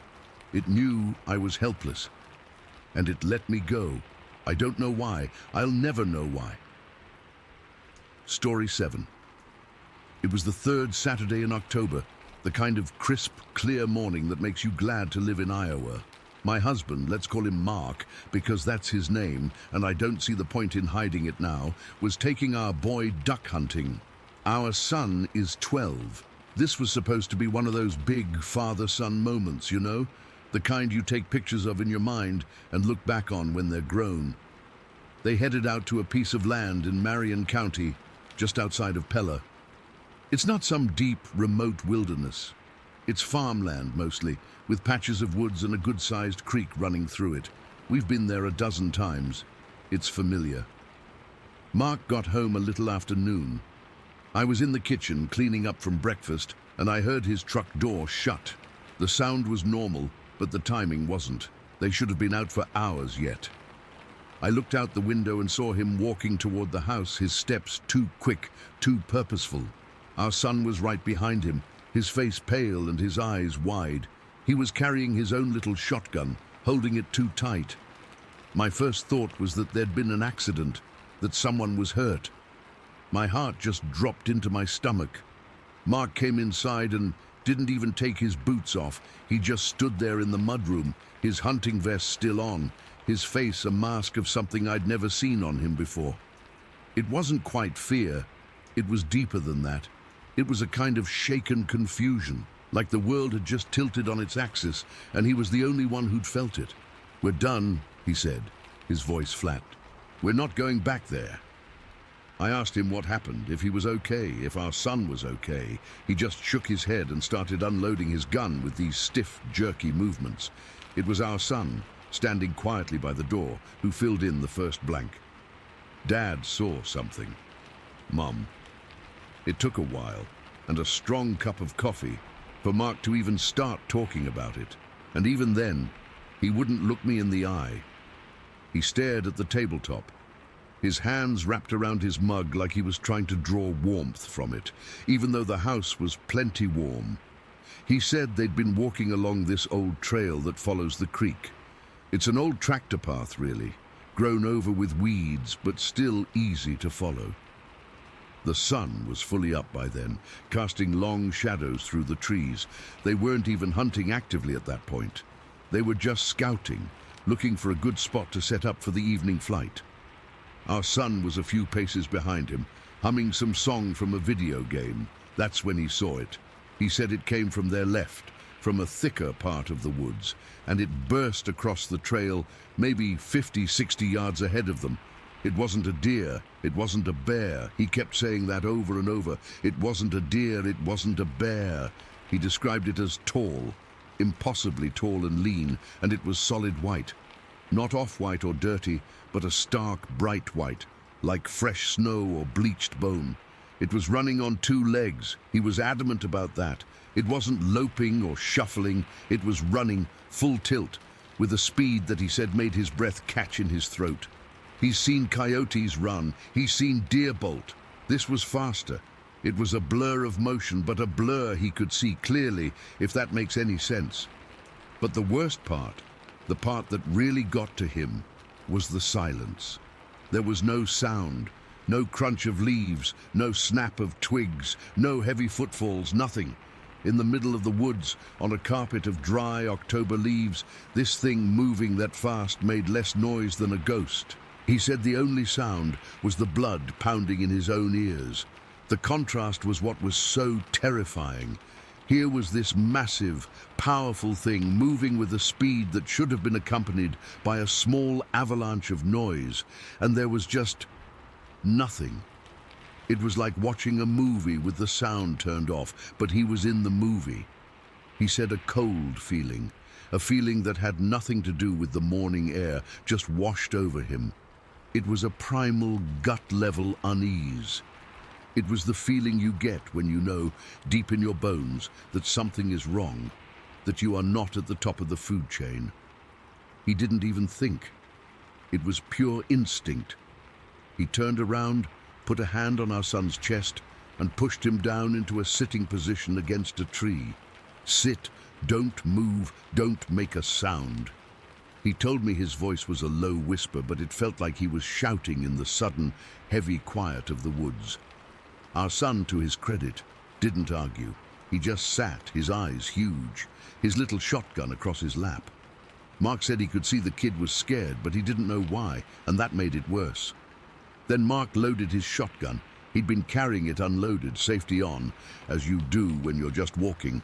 The cha-chunk of him pumping a shell into the chamber was the loudest sound in the world at that moment. It echoed in the stillness. He said he stood there, his back to our son, facing the direction where the thing had disappeared into the trees on the other side of the trail. His heart was hammering against his ribs so hard he felt dizzy. He was listening, straining to hear anything. A footstep, a rustle, a breath, anything, nothing. The woods had gone dead quiet. No birds, no squirrels chattering, nothing. It was that pre-storm silence, but there were no clouds in the sky. He stood like that for what felt like an hour, but was probably only 2 or 3 minutes. Every shadow seemed to move. Every tree trunk looked like it could be hiding that white shape. The fear wasn't just in his head anymore. It was a physical thing, a tightness in his chest, a metallic taste in his mouth. His hands were sweating so bad he had to keep adjusting his grip on the gun. Finally, he told our son to stay put, to not move an inch. And he started walking slowly, carefully, up the trail to where he'd seen it cross. His eyes were scanning the ground, the trees, the underbrush. He was expecting to see, he didn't know what. Tracks, maybe. Broken branches, some kind of evidence that he hadn't just lost his mind. He got to the spot. The trail was about 6 feet wide there. On one side, where it had come from, the woods were thicker, a tangle of young oaks and brush. On the other side, where it had gone, it was more open, just tall, mature trees with a clear floor of fallen leaves. He looked for tracks. He got down on one knee, his gun propped against his shoulder, and he looked hard. There was nothing. The leaves were undisturbed. Not a single one was flipped over out of place. No impression, no scuff mark, nothing. It was as if that tall, white speeding thing had no weight at all. It had run across a bed of dry, crispy leaves without leaving a single trace. That's when the real terror set in. The visual he could maybe somehow explain away. A trick of the light, a large albino something. But the silence and the lack of tracks, that defied everything he knew about the physical world. That's what left him so unsettled. It wasn't just what he saw. It was the rules of reality that it seemed to break. He said he stood up, his knees feeling weak, and he scanned the open woods on the other side. The trees stood there, silent and indifferent. There was no sign of movement, no flash of white between the trunks. It was just gone. He walked back to our son, his steps feeling heavy and loud now. He helped him up and just said, "We're going now." And they did. They walked back to the truck, not speaking, both of them looking over their shoulders the whole way. He said the walk back felt 10 times longer than the walk in. Every little sound, a leaf falling, a distant crow, made him jump. He kept his gun ready, his finger resting along the trigger guard, something he'd never, ever do unless he truly believed there was a threat. They drove home in almost complete silence. Our son asked once, "Dad, what was that?" And Mark just said, "I don't know, Bud. I really don't know." Sitting at our kitchen table telling me this, he finally looked up at me. His eyes were haunted. "I don't believe in Bigfoot," he said, his voice low and intense. "You know I don't. I think it's bullshit. Campfire stories for people who watch too much TV." He paused, swallowing hard. "But I can't explain what I saw. I've been turning it over and over in my head all the way home. A person in a suit. It was too tall, too fast, and it was completely silent. An animal. Nothing on 2 legs runs like that and is that color. Nothing leaves no tracks. Nothing." He looked down at his hands. "I don't want to tell anyone about this. Not the guys at work, not my brother. Nobody. They'd think I'm crazy. They'd laugh. But I saw it. I saw it, and I felt it. That feeling it gave me. I've never been scared like that in my life. It wasn't like being afraid of a person or even a bear. This was different. It was like being looked at by something that didn't care if I was there or not. Something that was just passing through my world on its own business. He won't talk about it publicly. He made me promise not to use his real name if I ever told anyone, which is why I'm here, I guess. To get it out, to see if anyone else has felt that cold, silent dread in the woods of Marion County. For me, hearing him tell it, the thing that stuck with me was his description of its speed and its silence. It reminded me of stories my grandpa used to tell when I was a little girl, sitting on his porch in the summer dark. He'd talk about the woods being old and about things that were here before us, things that knew how to move without being seen or heard. I always thought they were just stories, you know? Scary stories to keep us from wandering off. But listening to my husband, a man who is solid and practical, a man who fixes things with his hands and believes in what he can see and touch, talk about this white, silent thing. It brought those childhood stories back in a rush, and they don't feel like stories anymore. He still has his gun leaning in the corner of the mudroom. He hasn't cleaned it yet. He just came in, told me what happened, and now he's sitting in his chair, staring at the wall. He's not watching TV. He's not reading. He's just sitting there quiet, and I keep looking out the kitchen window, past our backyard, toward the horizon. It's just fields and sky out there. Normal, peaceful Iowa. But it feels different now. It feels like that silence in the woods has followed him home, and it's sitting here in our house with us. Story 8. It was late in the season, cold as hell, and I'd decided to go for one last elk hunt before the deep snow set in. I'd hiked in a good ways, maybe 5 or 6 miles from the trailhead, and found a spot where I'd had luck before. The snow was already knee-deep in places, and the air had that crisp, quiet feel that makes everything seem still and peaceful. I'd built a simple snow shelter, just a dugout pit with some branches and snow packed over the top, to hunker down in for the night. Nothing fancy, but it'd keep me out of the wind. That afternoon, I was glassing for elk as the light started to fade. The sun was dipping behind the peaks, casting long shadows across the snow, and I was scanning the ridges with my binoculars, hoping to spot movement. Everything was dead quiet, the kind of silence that only happens in the deep woods in winter. Then I heard it, a sound that made the hair on my arm stand straight up. It wasn't like anything I'd ever heard before. Not a bear, not a moose, nothing. It was this deep, low moan that rolled into a roar, echoing off the ridge above me. It was so loud, it seemed to vibrate right through my chest, and for a second I just froze, my heart hammering against my ribs. I lowered my binoculars and listened, but the sound didn't come again. My first thought was maybe a bull elk was rutting late, but it was December, and that sound was way too guttural, too primal. I've heard elk bugle 1,000 times, and this was different, deeper, with a kind of anger behind it. I decided to pack it in and head back to camp. The light was going fast, and I didn't want to be out after dark with something making noises like that. I started trudging back through the snow, my boots crunching with every step. The trees were thick here, mostly lodgepole pines weighed down with snow, and I was following my own tracks from earlier. I'd gone maybe 100 yards when I heard something big moving behind me. Not just a squirrel or a bird. This was heavy, like a tree falling. I spun around, my rifle coming up instinctively, and that's when I saw it. Standing maybe 50 feet away, partly hidden by the trees, was this huge figure. It was upright, like a person, but way bigger, I'd guess over 7 feet tall, with shoulders so broad they looked almost unnatural. It was covered in dark, shaggy hair, and its arms hung down long, almost to its knees. It just stood there, watching me, not moving. Its eyes, I couldn't see them clearly in the fading light, but I felt them on me, calm and steady. My breath caught in my throat, and for a second, I couldn't even think. This wasn't a bear. Bears don't stand like that, and they're not that tall. This thing was built like a giant, muscular man, but covered in fur. I raised my rifle, my hands shaking so bad I could barely get the scope to my eye. Through the lens, I could see it more clearly. The dark hair matted with snow, the way its chest moved as it breathed.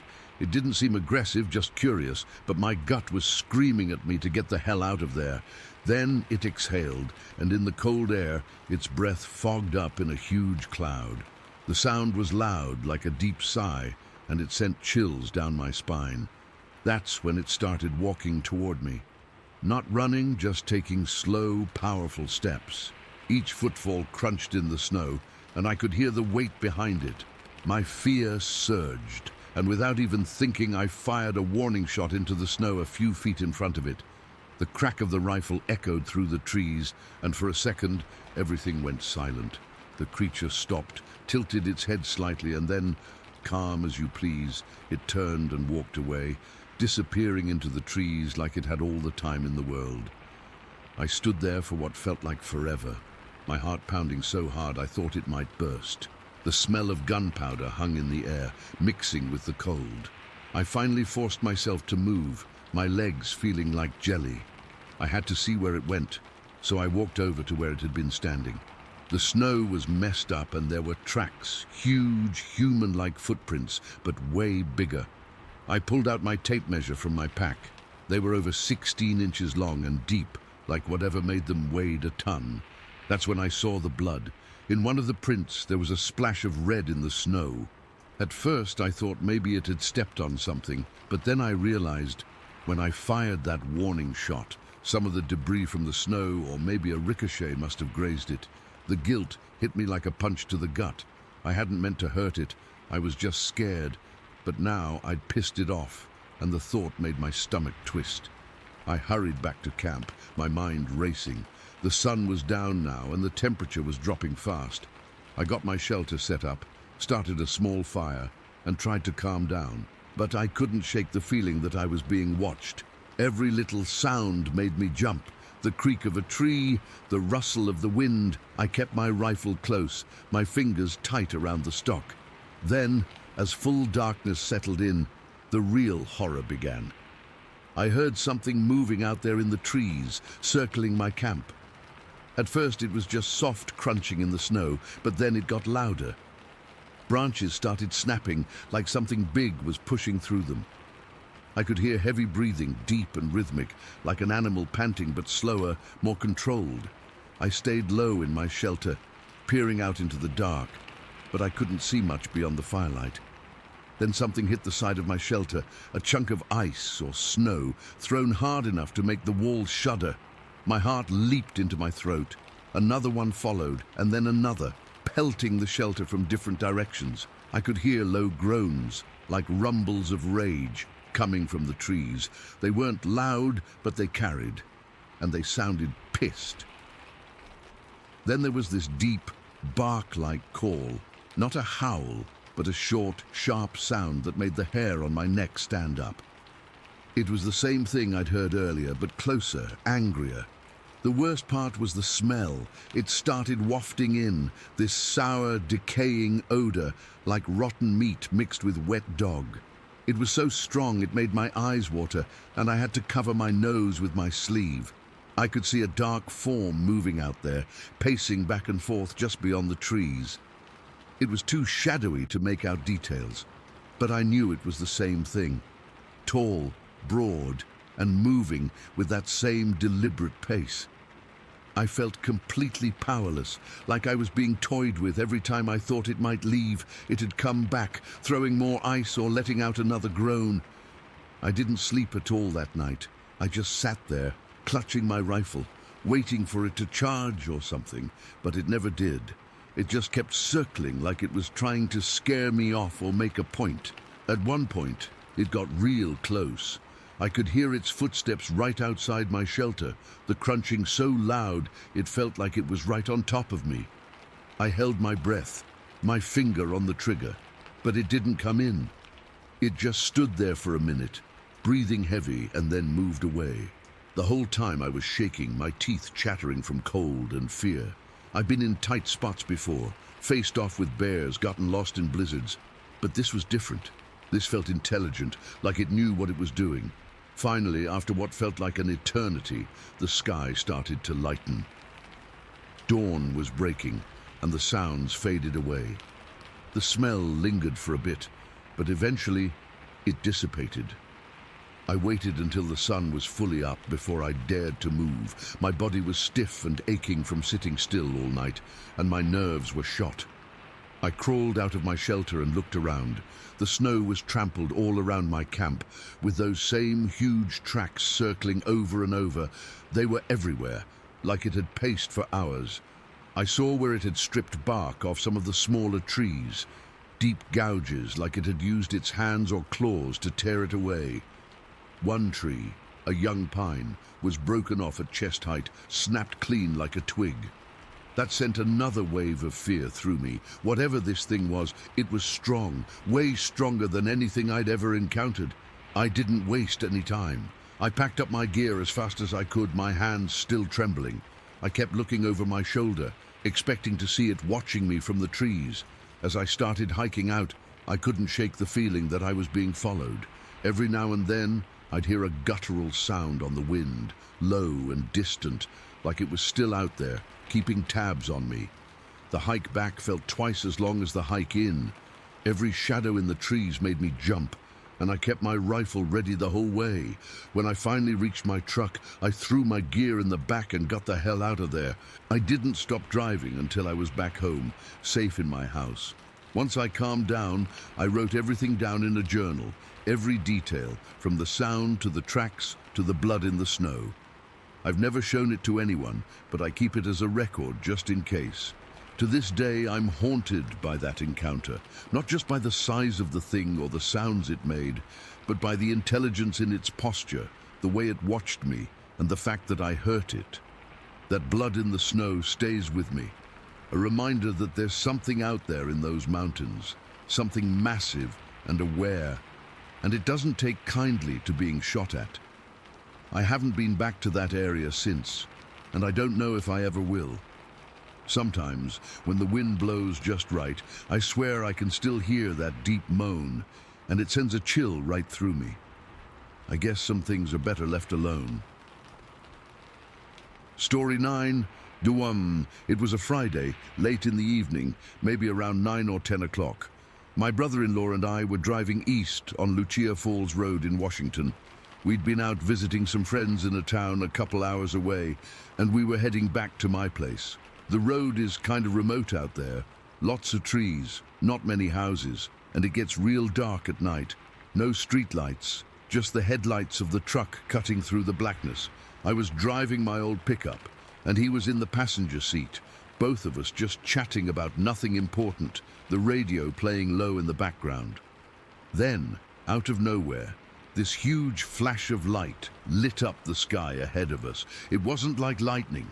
It was brighter, more concentrated, and it came from the ground or just above the trees. It lasted only a second, but it was enough to make both of us jump. My brother-in-law sat up straight and said, "What the hell was that?" I slowed down, my heart already starting to beat faster.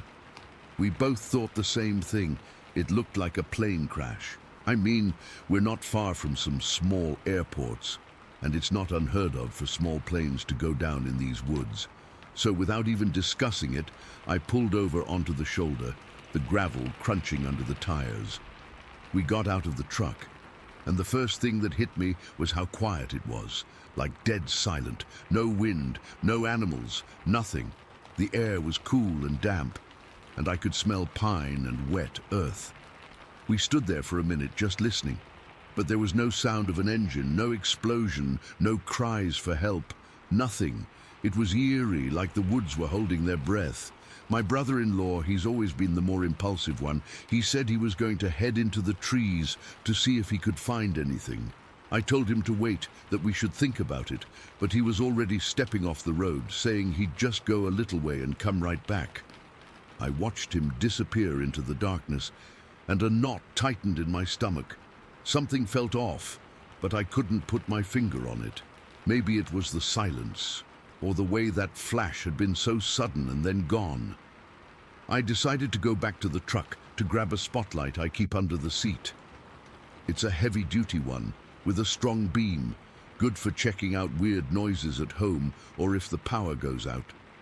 I figured if there was a crash, we'd need light to see what was going on. As I walked back to the truck, the beam of my phone flashlight bouncing ahead of me, I felt this prickle on the back of my neck, like I was being watched. I shook it off, thinking it was just nerves. But when I reached the truck and opened the door, I glanced over my shoulder toward the trees where my brother-in-law had gone, and that's when I saw it. For just a split second, maybe two, I saw this large man-like figure standing between two big pines, about 50 feet away. It was tall, way taller than a person, and broad, with dark hairy covering its body. It didn't move. It was just standing there, silhouetted against the darker shadows. Then like that, it was gone, vanished. No sound, no movement, just nothing. My breath caught in my throat, and I froze, my hand on the truck door. I blinked, thinking my eyes were playing tricks in the dark, but the spot where it had been was empty. A cold sweat broke out on my forehead, and my heart was hammering so hard I could feel it in my ears. I grabbed the spotlight from under the seat, my hands shaking, and turned it on, sweeping the beam toward the trees. Nothing, just trees and darkness. For a moment I considered just getting in the truck and driving away, but I couldn't leave my brother-in-law out there. So I took a deep breath, told myself it was probably a bear or something, and started walking toward where he'd gone. The spotlight felt heavy in my hand, and the beam cut a path through the night, highlighting leaves and branches. But nothing else. I followed a rough trail that led toward some old railroad tracks that run through there. I've been on this road before, and I know the area a bit. The tracks are abandoned, overgrown in places, but they're a straight shot through the woods. As I walked, the silence got heavier. No crickets, no owls, nothing. It was like the whole forest had gone mute. I kept calling out my brother-in-law's name, my voice sounding small and weak in the vast darkness. "Hey, where are you?" I'd shout, then pause to listen. Nothing, just the crunch of my own footsteps on the gravel and dirt. The air felt colder now, and I pulled my jacket tighter, wishing I'd worn something thicker. My mind kept flashing back to that figure I'd seen. Was it real? Could it have been a person? But no, it was too big, too wrong. The way it stood, it was almost human, but not quite. The proportions were off, like its arms were too long, and it had this hulking presence that made my skin crawl. I reached the railroad tracks, and the spotlight beam lit up the rusty rails and wooden ties, covered in moss and leaves. I stood there for a minute, scanning left and right, but it was just an empty corridor through the trees. The tracks stretched into darkness in both directions, and the beam only reached so far. I called out again, louder this time, my voice cracking a little with fear. "Answer me, man, this isn't funny." Still nothing. The silence was so thick, it felt like a physical weight on my chest. Then I heard it. Footsteps. Not mine, but someone else's, coming from up ahead on the tracks. Heavy, slow footsteps, like someone was walking deliberately. Relief washed over me for a second, thinking it was my brother-in-law. But then I realized the footsteps were too heavy, too rhythmic, and they were getting closer. I swung the spotlight toward the sound, and the beam caught movement. It was him, my brother-in-law, but he was running toward me, stumbling and frantic. His face was pale, eyes wide with terror, and he was breathing in ragged gasps. When he saw me, he almost collapsed, grabbing onto my arm so hard it hurt. "We have to go now," he choked out, his voice trembling. He was shaking all over, and I could feel the cold sweat on his skin. I asked him what happened, but he just kept saying, "It was there, it was right there," over and over. I shined the light behind him, but I didn't see anything, just the empty tracks and the dark trees. I helped him steady himself, and that's when I noticed his knees were scraped and bleeding through his jeans. He must have fallen hard. As we hurried back toward the road, he started to tell me what he saw, his words tumbling out in a rush. He said he'd been walking along the tracks, looking for any sign of a crash, when he heard something moving in the bushes. He thought it might be an animal, so he called out. But then he saw it, a huge, hairy creature, standing on the tracks ahead of him. He said it was at least 7 or 8 feet tall, covered in dark matted hair, and it had these massive shoulders and long arms. But what got to him the most was its face. He said it was almost human, but with deep-set eyes that seemed to glow faintly in the dark, and it was just staring at him, not moving, not making a sound, just staring. And he could hear its breathing, heavy, raspy breaths, like it was working hard, but it wasn't moving at all. He said he froze, couldn't even scream. The creature just stood there watching him, and the silence around them was absolute. No wind, no animals, just that heavy breathing.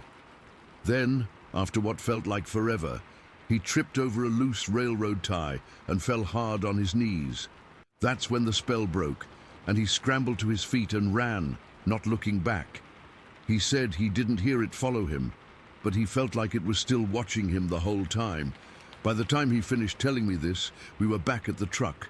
I helped him into the passenger seat, and his hands were still shaking so bad he could barely buckle his seatbelt.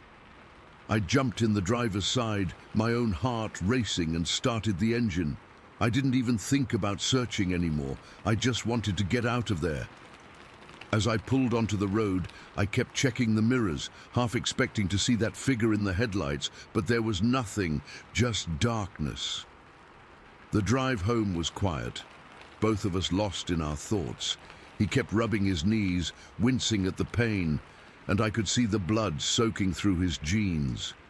When we got to my place, we cleaned him up in the bathroom. His knees were a mess, deep scrapes and bruises, and he had a few cuts on his hands from when he fell. We didn't talk much, just went through the motions, but the fear was still there, hanging between us. The next morning, we drove back to Lucia Falls Road in the daylight. We wanted to see if there was any evidence of a crash, maybe debris or something, but we didn't find anything. No plane parts, no scorch marks, nothing. The woods looked normal, peaceful even, with birds chirping and the sun filtering through the trees. It was like nothing had happened, but we both knew it had. That's when we started talking about what it could have been. My brother-in-law said he's sure it was a Sasquatch. He'd heard stories, but never believed them until now. And when I told him about the figure I saw by the truck, his eyes widened, and he said that must have been it too, watching us from the start. The thing that haunts me the most isn't just the size of the creature or the way it looked. It's the silence, that utter dead silence when it was there, and the intensity of its gaze. My brother-in-law described it like it was peering into his soul, and I believe him. I didn't see it up close like he did, but that brief glimpse I had, it's burned into my memory. Sometimes I wake up at night, thinking I hear those heavy footsteps or that raspy breathing, and I have to check the windows to make sure nothing's out there. We never reported it to anyone. Who would believe us? But I had to share this somewhere because it's real and it happened, and every time I drive down a lonely road at night, I can't help but wonder what's hiding in the shadows, watching. Story 10. All right. I've been carrying this around for decades. I've only ever told my wife, and even then I downplayed it so she wouldn't think I'd lost my mind. But I found this place online, and it seems like people here might actually listen. I need to get it out. This happened in May of 1983. I was in the Canadian Armed Forces, part of a mobile repair team. Our job wasn't frontline stuff. We were the guys who drove around in a beat-up camouflaged pickup truck, fixing communication equipment, making sure the radios and field phones worked. It was mundane most of the time. That day we were on a gravel service road deep in the bush near a place called Wayrite, Alberta. It's not even a town really, just a dot on a map. The trees go on forever up there. A solid wall of green so thick you can't see 10 feet into it. It was a cold morning, the kind where your breath hangs in the air even after the sun's been up for a few hours. Me and my partner, I won't use his name, were parked on the side of this road. The truck was off and it was dead quiet. The only sounds were the creak of the truck's suspension as we shifted in our seats and the faint rustle of the wind in the pine tops. The air smelled like damp earth and pine needles. I was in the passenger seat, sipping lukewarm coffee from a thermos, just staring out the window. My partner was hunched over a big, unfolded map spread across the steering wheel, trying to figure out our next stop. My eyes were just wandering, taking in the scenery, because there wasn't much else to do. About 30, maybe 40 meters away, across the road and into a fire break, a cleared lane cut through the forest to stop wildfires from spreading, I saw a deer. It was just a young mule deer grazing on some low shrubs. It was a peaceful sight. I remember thinking how calm it looked, its ears twitching every now and then everything changed. Movement, behind the deer, right at the tree line. Something big shifted in the shadows. At first, I thought it was a moose, maybe a bear standing up, but then it stepped out into the firebreak and my brain just stuttered. It wasn't a bear. It wasn't anything I'd ever seen. This thing was massive. I'm 6 feet tall, and this thing had to be at least 7.5, maybe 8 feet tall. Its body was shaped like a giant V with huge rounded shoulders that tapered down to a narrower waist. It was covered head to toe in long hair, like a thick, shaggy coat. The main color was a dark, rich brown, but the ends of the hair, especially on its back and arms, were tipped with this reddish, almost rusty color. It didn't look mangy or messy. The hair flowed as it moved like a horse's mane. It was crouched low when it first came out, and then it moved. It didn't run like a man. It didn't run like an ape. It launched itself forward on all fours in this incredible, powerful leap. Its front limbs weren't just dangling. It was using its hands, massive things, to hit the ground and propel itself forward, its back legs driving it. The speed was unreal. It was like watching a cheetah on a nature documentary, but this was bigger than a lion. The sound was a series of quick, heavy thumps as its hands and feet hit the dirt, and then it was already halfway to the deer. The deer finally noticed. It froze for a split second, Its head shot up, and then it tried to bolt. It was too late. The creature didn't slow down. As it closed the last few feet, it rose up onto its back legs in one fluid, effortless motion. It was even taller upright. It covered the remaining distance in 2, maybe 3 enormous strides. It was so fast, it was just a blur of brown and red hair and raw power. It reached the deer. It didn't pounce on it or bite it. It was methodical. Its left hand, this huge, long-fingered hand, covered in hair, clamped onto the deer's head. Its right hand went to the deer's neck. The deer didn't even have time to make a sound. The creature gave one sharp, brutal twist. I heard it, even from 40 meters away. Through the truck window, I heard a loud, sickening crack. It was the sound of the deer's neck breaking. Instant clean, the deer went completely limp.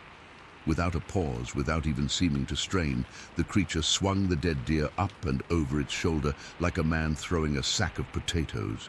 It was a 150-pound animal, and it handled it like it was nothing. Then it turned. It didn't look around. It didn't look at our truck. It just turned and sprinted back toward the tree line on 2 legs. It moved with this heavy, ground-eating gait, and in 2 or 3 seconds, it vanished back into the deep shadows of the woods. It was just gone. The whole thing, from the moment it emerged to the moment it disappeared, couldn't have lasted more than 10 seconds. I sat there, frozen. My coffee thermos was still in my hand, halfway to my mouth. I couldn't move. My heart was hammering in my chest so hard I could feel it in my throat. My skin was cold and clammy, but I was sweating. I felt a tremor start in my hands, a fine, shaky vibration that traveled up my arms. "You see that?" my partner asked without looking up from his map. The sound of his voice was like a gunshot. I jumped. I turned my head to look at him. He was still frowning at the map, tracing a road with his finger. He had seen nothing. He'd missed the whole damn thing. My mouth was dry as dust. I tried to swallow and couldn't. I wanted to say something, to scream, "Did you not just see that?" But the words wouldn't come out. What would I even say? I just saw a giant hairy man-beast snap a deer's neck and run off with it. He'd think I'd cracked. They'd pull me from duty. They'd send me for a psych eval. In the military, you don't talk about stuff like that. You just don't. So I lied. My voice came out as a croak. "See what?" "I thought I heard something," he mumbled, still engrossed in his map. "Probably just the wind." I just nodded, my head moving like a rusty hinge. I turned back to the window. The fire break was empty now, just a patch of disturbed dirt where the struggle had happened. No blood, no sound. The forest was silent again, but the silence felt different now. It felt heavy, watchful. I kept staring at that spot, my eyes glued to it. My mind was racing, trying to process what I'd just witnessed. The sheer speed, the power. That efficient, brutal kill. It wasn't a frenzied animal attack. It was a hunt. It was intelligent. It knew exactly what to do and how to do it with maximum efficiency and minimum effort. It was a predator, of a kind I didn't know existed. I started noticing details my brain had registered but hadn't processed yet. The way its hair wasn't just a matted mess, but flowed with its movement. The sheer bulk of its shoulders. The way it used its hands when it was on all fours. They weren't fists. They were open, slapping the ground like a sprinter using starting blocks. The sound of its footfalls, even at that distance, had been a deep, solid thump, not the light patter of a deer. The rest of the day is a blur. We finished our checks, my partner driving, me just staring out the window, jumping at every shadow, every movement in the trees. Every time we stopped, the silence felt oppressive. I felt like we were being watched. I kept my rifle closer than usual, my hand resting on the stock. My partner noticed I was quiet, but he just put it down to me being tired. I didn't sleep that night. I lay in my bunk, and every time I closed my eyes, I saw it. I saw the creature leap. I saw its hands on the deer's head. I heard that crack. It played over and over in my head like a film loop. The terror wasn't just the fear of the thing itself, it was the fear of the unknown. What was it? Where did it come from? How could something that big move that fast? How could it be so strong? For years, I buried it. I never told a soul. I convinced myself I'd seen a bear, a weird bear, a trick of the light, but I knew, in my gut, I always knew it wasn't a bear. Bears don't move like that. They don't kill like that. They don't have that V-shaped torso or that flowing hair. It wasn't until years later, after I'd left the service and was dealing with some other stuff that led me to a therapist for PTSD, that it really surfaced again. I was talking about stress, about things that stuck with you, and this memory came roaring back, clear as day. My therapist, to his credit, didn't dismiss it. He just listened, and after one session I went home, and for the first time I looked it up. I typed Bigfoot into a library computer, and I found the Patterson-Gimlin film. It was a grainy old film from the 60s, and when I saw it, my blood ran cold. The walk, the proportions, the way the muscles moved under the hair. It wasn't identical. The one I saw had more red in its hair, but it was close. So damn close. Seeing that film, hearing the descriptions from other people, it was like a key turning in a lock. It gave a name to the thing that had haunted me for over a decade. Sasquatch. But knowing the name didn't make it less terrifying. If anything, it made it worse, because it meant it was real. I hadn't imagined it. I hadn't seen a bear. I had witnessed a creature that shouldn't exist, demonstrating a kind of primal, effortless power that I still can't fully comprehend. The memory of those 10 seconds is burned into my mind. The image of it standing over the deer, the casual way it hoisted the carcass, the speed with which it vanished, it's all still right there. I can close my eyes and be right back in that truck, feeling the cold vinyl seat under me, smelling the pine, and watching my entire understanding of the world get shattered in less time than it takes to tie your shoes. I just sat there and the world went back to normal, but I never did. Story 11 was October of 2018. I was working with a logging crew in the Kupen National Forest, way up in northwestern Montana. You get used to the isolation after a while. You're out there for weeks at a time, living in tents. The crew is your whole world. There were 6 of us. The guy who went missing, he was a good guy, quiet, kept to himself mostly, but he did his job. I'm not using his name. It feels wrong, and besides, names don't matter. What happened to him, that's what matters. That morning started like any other, cold, bitter, biting cold that seeps through your layers the second you unzip your tent. It had snowed overnight, just a dusting, maybe an inch or two. Everything was quiet, too quiet. Usually, you'd hear someone firing up the camp stove, or the crunch of boots, someone coughing. But there was nothing. It was a dead silence, the kind that feels heavy, like a weight on your ears. I climbed out of my tent and stretched, my breath pluming in the air. That's when I saw it. His tent. It was on the other side of the small clearing we'd made for camp. It wasn't just collapsed or something. It was shredded.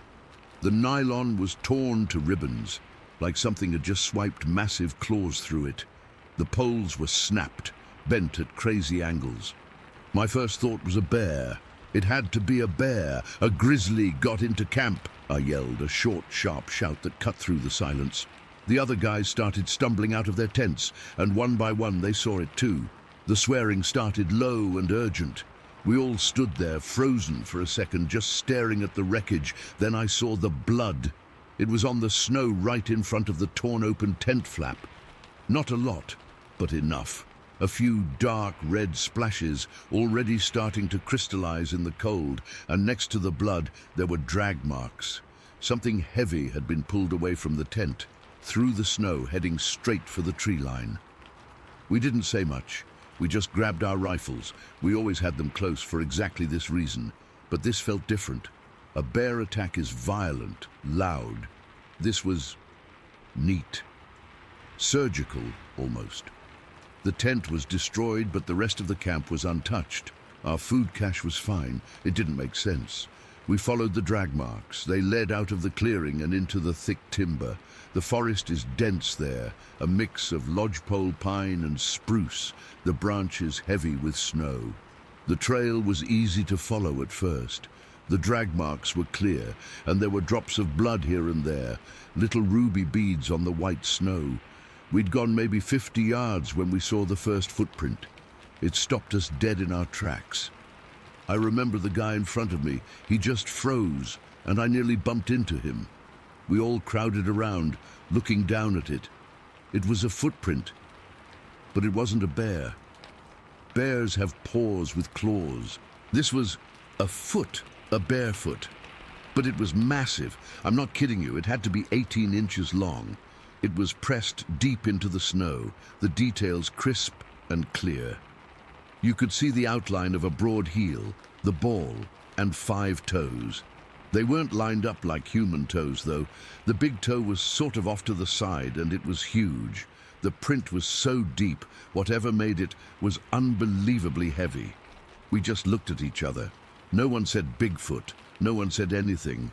What do you say?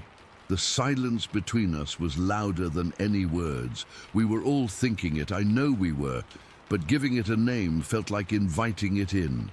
We just stared at that print, and then ahead, where the next one was, about 4 or 5 feet away.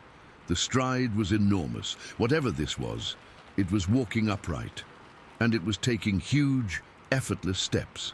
The drag marks went right between the footprints. It was carrying him, or dragging him, without any apparent effort. That's when the fear really set in. A bear is an animal. You understand, a bear. It's hungry. It's territorial.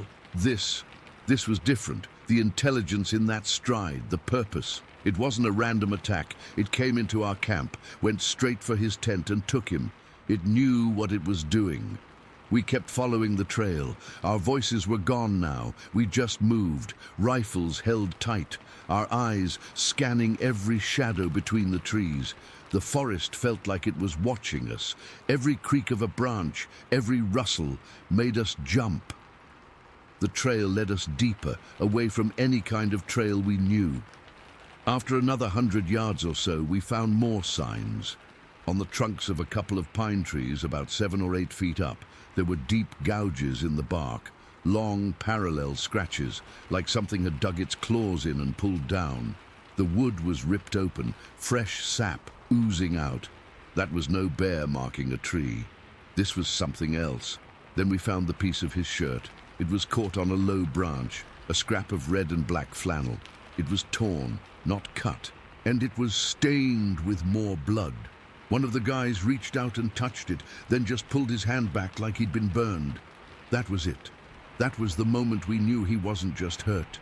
He was gone. Something had him. And that's when I smelled it. It's hard to describe, but I'll never forget it. It was a musky odor, thick and heavy in the cold air. It smelled like a wet dog, but mixed with something else, something rotten and wild, like a carcass that's been left in the sun. It was overpowering. It clung to the back of your throat. The smell seemed to be everywhere, like the thing had been standing right there for a long time, just saturating the air with its stink. We kept going. We had to. What else were we supposed to do? Leave him? The blood trail was getting thinner, the drops farther apart. The footprints, those huge, impossible footprints, just kept going in a straight line, never wavering. We were moving fast, almost running, driven by a mix of terror and a desperate, fading hope. We searched for hours. The sun climbed, but it didn't bring any warmth. The light just made the shadows between the trees look darker. We followed that trail until the blood just stopped. The last few drops were at the base of a giant spruce, and then there was nothing. No more blood. The drag marks ended. The footprints just continued on, heading up a steep, rocky slope where the snow was patchy and we lost the trail completely.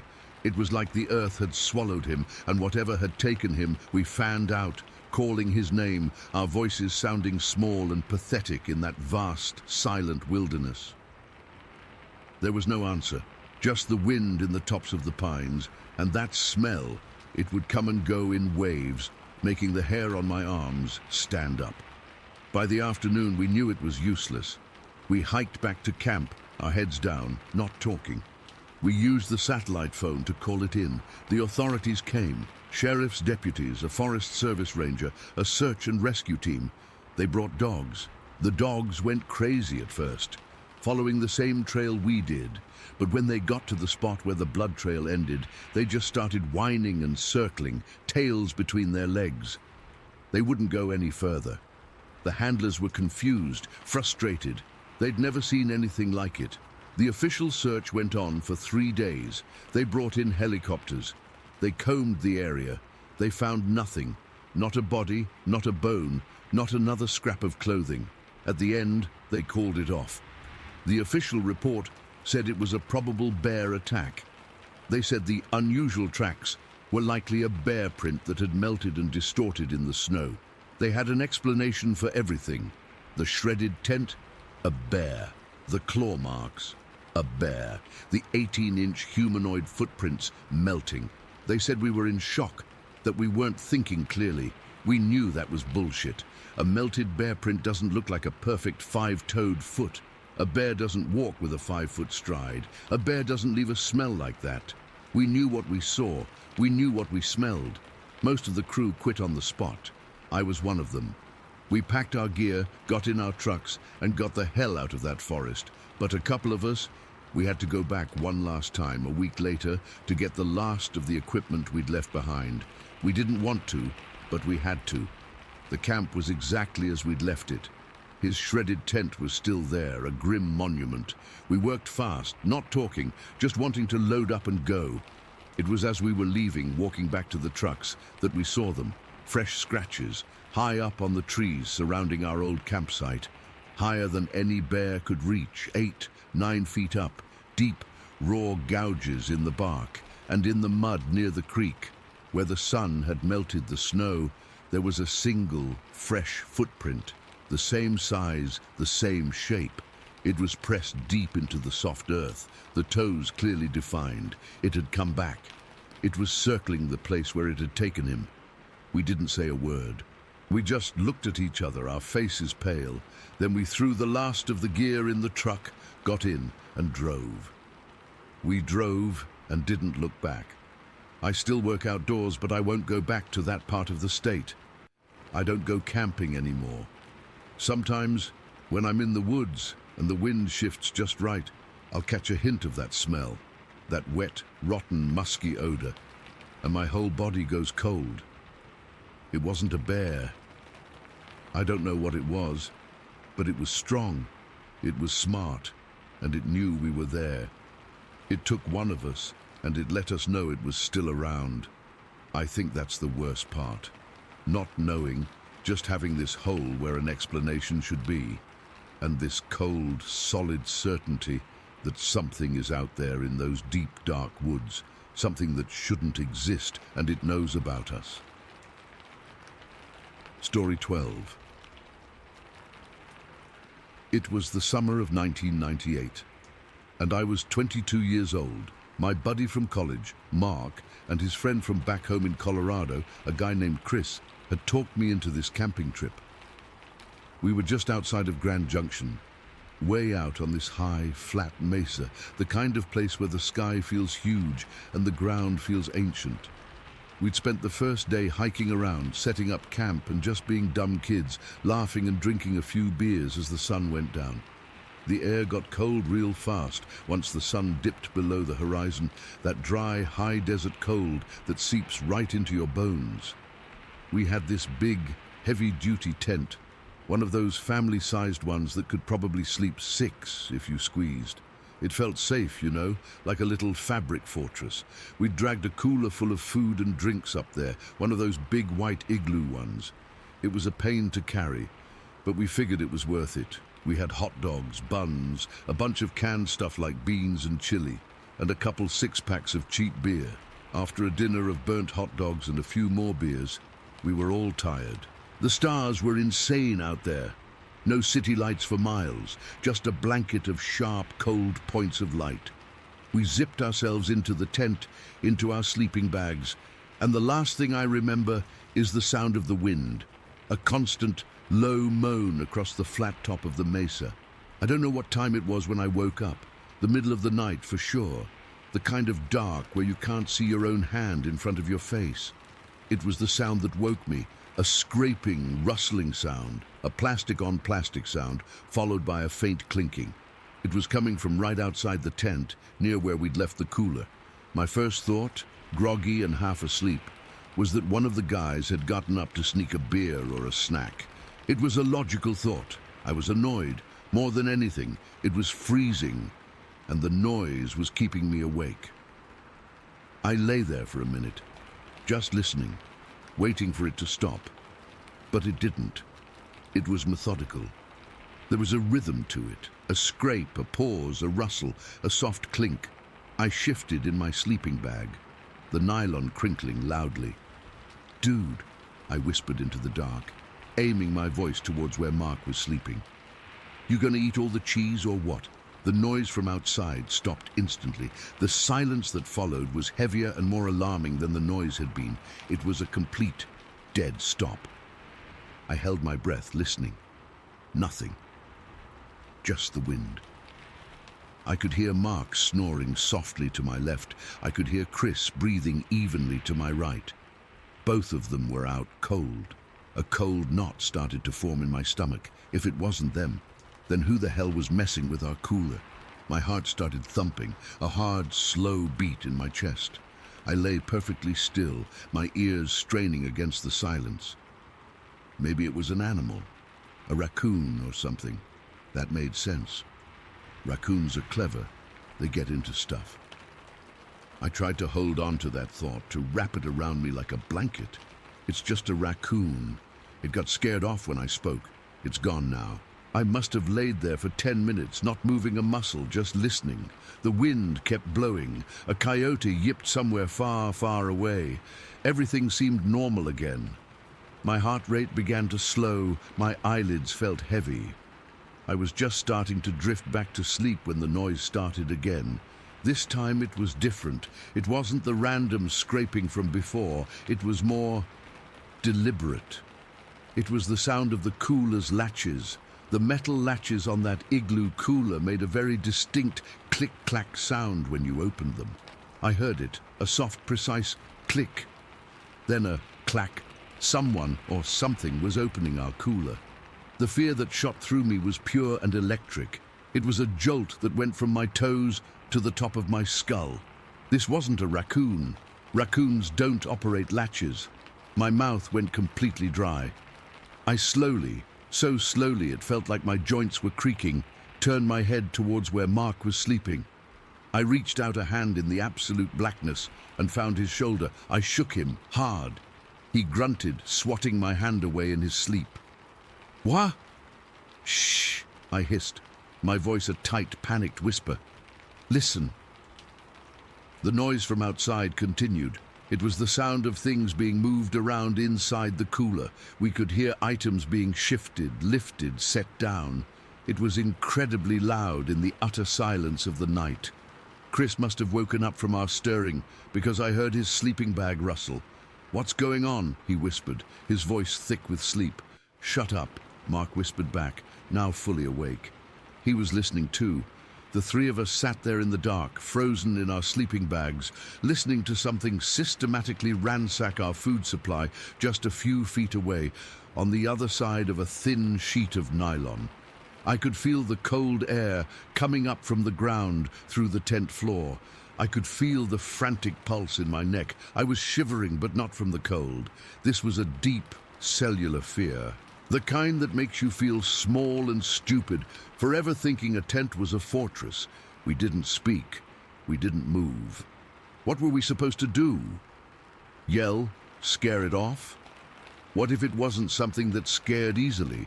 The fact that it was operating the latches, that it was being so careful, was the most terrifying part.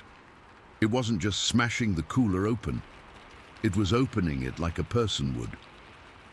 The sounds continued for what felt like an hour, but was probably only a few minutes. Then, We heard the latches again. Click, clack. It was closing the cooler. There was a finality to the sound that was somehow worse. It was done. It had gotten what it wanted. Then, nothing. We didn't hear footsteps. We didn't hear it moving away. It was just gone. The wind was the only sound. The three of us stayed like that, sitting upright in the pitch black for the rest of the night. Nobody suggested going back to sleep. Nobody suggested looking outside. We were paralyzed. The darkness outside the tent was no longer just an absence of light. It was a physical presence, a wall of something alive and intelligent and watching us. Every slight rustle of the tent fly in the wind made me jump. Every snap of a cooling ember from our long-dead fire sounded like a twig breaking right next to us. The wait for dawn was agonizing. It was the longest night of my life. My mind raced through every possibility. A bear? But bears are loud. They're clumsy. They don't carefully open and close coolers. A person? Some psycho messing with us? But why? And how did they get out here without a vehicle? We would have heard an engine. We'd seen no other tire tracks, no other signs of people. This mesa felt like the surface of the moon. Finally, after an eternity, the black outside the tent fabric began to soften to a deep, dark blue, then grey. Then a pale, watery light started to filter in. We could see each other's faces, pale and wide-eyed, shadowed with exhaustion and fear. "Okay," Mark finally said, his voice rough. "Let's see." None of us wanted to be the first one out. We unzipped the tent door slowly, the sound of the zipper deafening in the morning quiet. I poked my head out first. The campsite looked normal. The fire pit was a circle of grey ash. Our folding chairs were where we left them. The cooler was there right where we'd put it, looking perfectly intact. And then I saw the picnic table. We had one of those heavy wooden Park Service picnic tables near our site, and on top of it, arranged in a perfectly straight, neat line, were every single one of our canned goods. The cans of beans, the cans of chili, the can of corn, even a can of peaches we'd forgotten about. They were all there, lined up with an almost military precision, side by side, along the center of the table. We crawled out of the tent, our muscles stiff and aching from being clenched all night. We walked towards the table, slowly, like we were approaching a bomb. As we got closer, I could see that the cans were damaged. They weren't smashed or torn open. Each one had huge, deep indentations in them. It looked like something with a massive, powerful jaw had bitten down on each can. The dents were deep, crescent-shaped gouges in the metal. On a few of the thicker cans, like the chili, the metal was actually pierced, leaving little torn holes. It was like whatever it was had tried to bite directly into the can to get at the contents, realized it couldn't, and just gave up. But it hadn't just thrown them aside. It had lined them up. I reached out and picked up a can of beans. The metal was cold. The dent was so deep I could feel the sharp edges of it. My fingers traced the shape. It was huge, way bigger than a human mouth, way bigger than any bear's mouth I'd ever seen pictures of. Chris went over to the cooler. He tentatively reached down and flipped the latches. He opened the lid. It was empty, completely empty. All that was left were the melted ice packs and a little pool of cold water at the bottom. Everything else, the hot dogs, the buns, the cheese, the beers, was gone. But the cooler itself was fine. No scratches, no dents, no claw marks. It had been opened, the contents removed, and then it was closed. "Bear," Chris said, but his voice lacked any conviction. He was a Colorado native. He knew what bear sign looked like. Bears don't line up cans. They don't carefully close a cooler. They rip and tear and smash. They leave a mess. This wasn't a mess. This was presentation.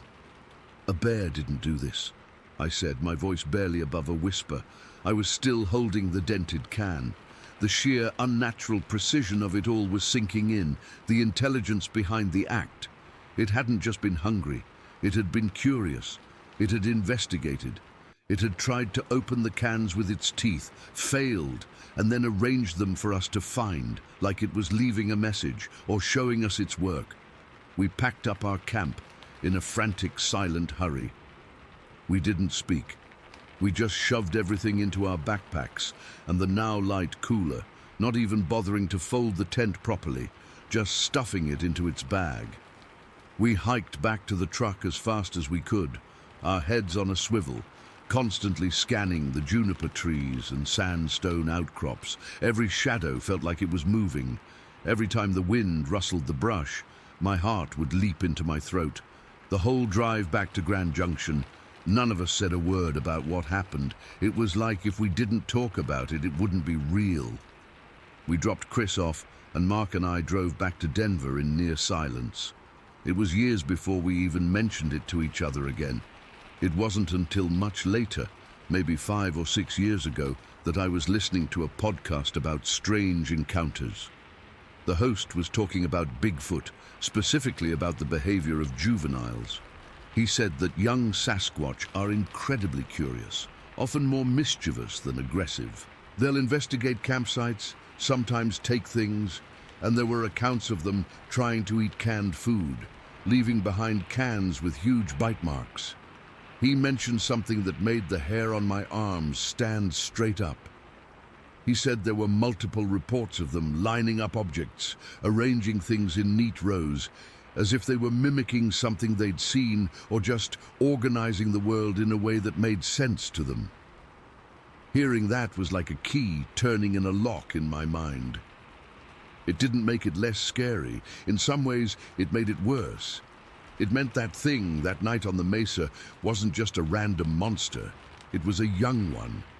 It was a kid in its own way, curious, clever, and powerful beyond anything I could comprehend. It was learning, and we were its lesson. I still have nightmares about the sound of those latches. Click, clack. And I see that line of cans on the picnic table, gleaming in the early morning sun, each one marked by a mouth I can't even begin to imagine. We weren't attacked, we weren't threatened, we were just visited.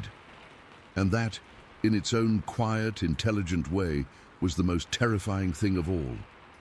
I'll never forget the feeling of sitting in that dark tent, knowing something was right outside, something that knew how to use its hands, something that was thinking. I'll never forget any of it. It's been over 20 years, and I can still feel that cold knot in my stomach like it was last night. Story 13. Okay, I'm just going to type this out. I've never told this to anyone online, or really to anyone except one person, and that was right after it happened. I've carried this around for decades, and I guess I just need to put it somewhere. Maybe writing it down will make it feel less like a fever dream that's been stuck in my head since I was a kid. It was the summer of either 1976 or 77. I was 12, maybe 13. My family was visiting my aunt and uncle out in the boonies of Arkansas. I mean, it was proper country. Their house was one of those old white farmhouses at the end of a long gravel road, surrounded by nothing but woods and fields. The kind of quiet where the only sounds at night are the crickets and your own heartbeat. This particular day was hot, the kind of humid, sticky heat that makes your t-shirt cling to your back and the air feel thick to breathe. It was late afternoon, the sun starting to dip a little, casting long shadows from the pine trees. I was bored out of my skull. My cousins were off doing whatever, and I'd gotten permission to walk down the road to see my friend, Mike, who lived about a mile away. To get to his house, I had to cross the main paved road that ran past my aunt's property. On the other side of that road was a huge, overgrown field, and beyond that, more dense woods. Separating the field from the road was this old, rusty barbed wire fence. It wasn't anything special, just 4 strands of wire stapled to wooden posts that were leaning all over the place. I remember I was kicking a stone along the gravel shoulder, not really paying much attention, just thinking about Mike's new Atari or something stupid like that. I stepped out onto the blacktop to cross. The road was empty, not a car in sight. That's when I saw it. Movement. to my left, down the fence line, maybe 100 yards away. At first I thought it was a person, maybe a really tall guy in some kind of weird coat, but in a split second my brain just stalled. It didn't move like a person. It was too smooth, too fluid, and it was tall, unnaturally tall. My heart didn't just start beating fast. It felt like it seized up in my chest, a cold fist clenching around it. Every instinct in my body screamed at me to not be seen.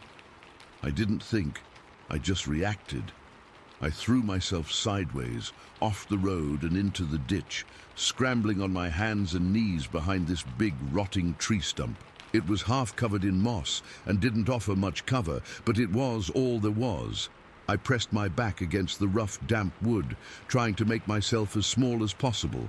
I was breathing in these short, ragged gasps, and I remember the taste of dirt and dry leaves in my mouth. I could feel the dampness from the ground seeping through the knees of my jeans. I was terrified to look, but more terrified not to. I slowly, so slowly, peeked around the edge of the stump. It was still there, walking along that fence, and it was silent. Completely, utterly silent. There was no crunch of footsteps on the gravel, no rustle of grass, nothing. It was like watching a film with the sound off.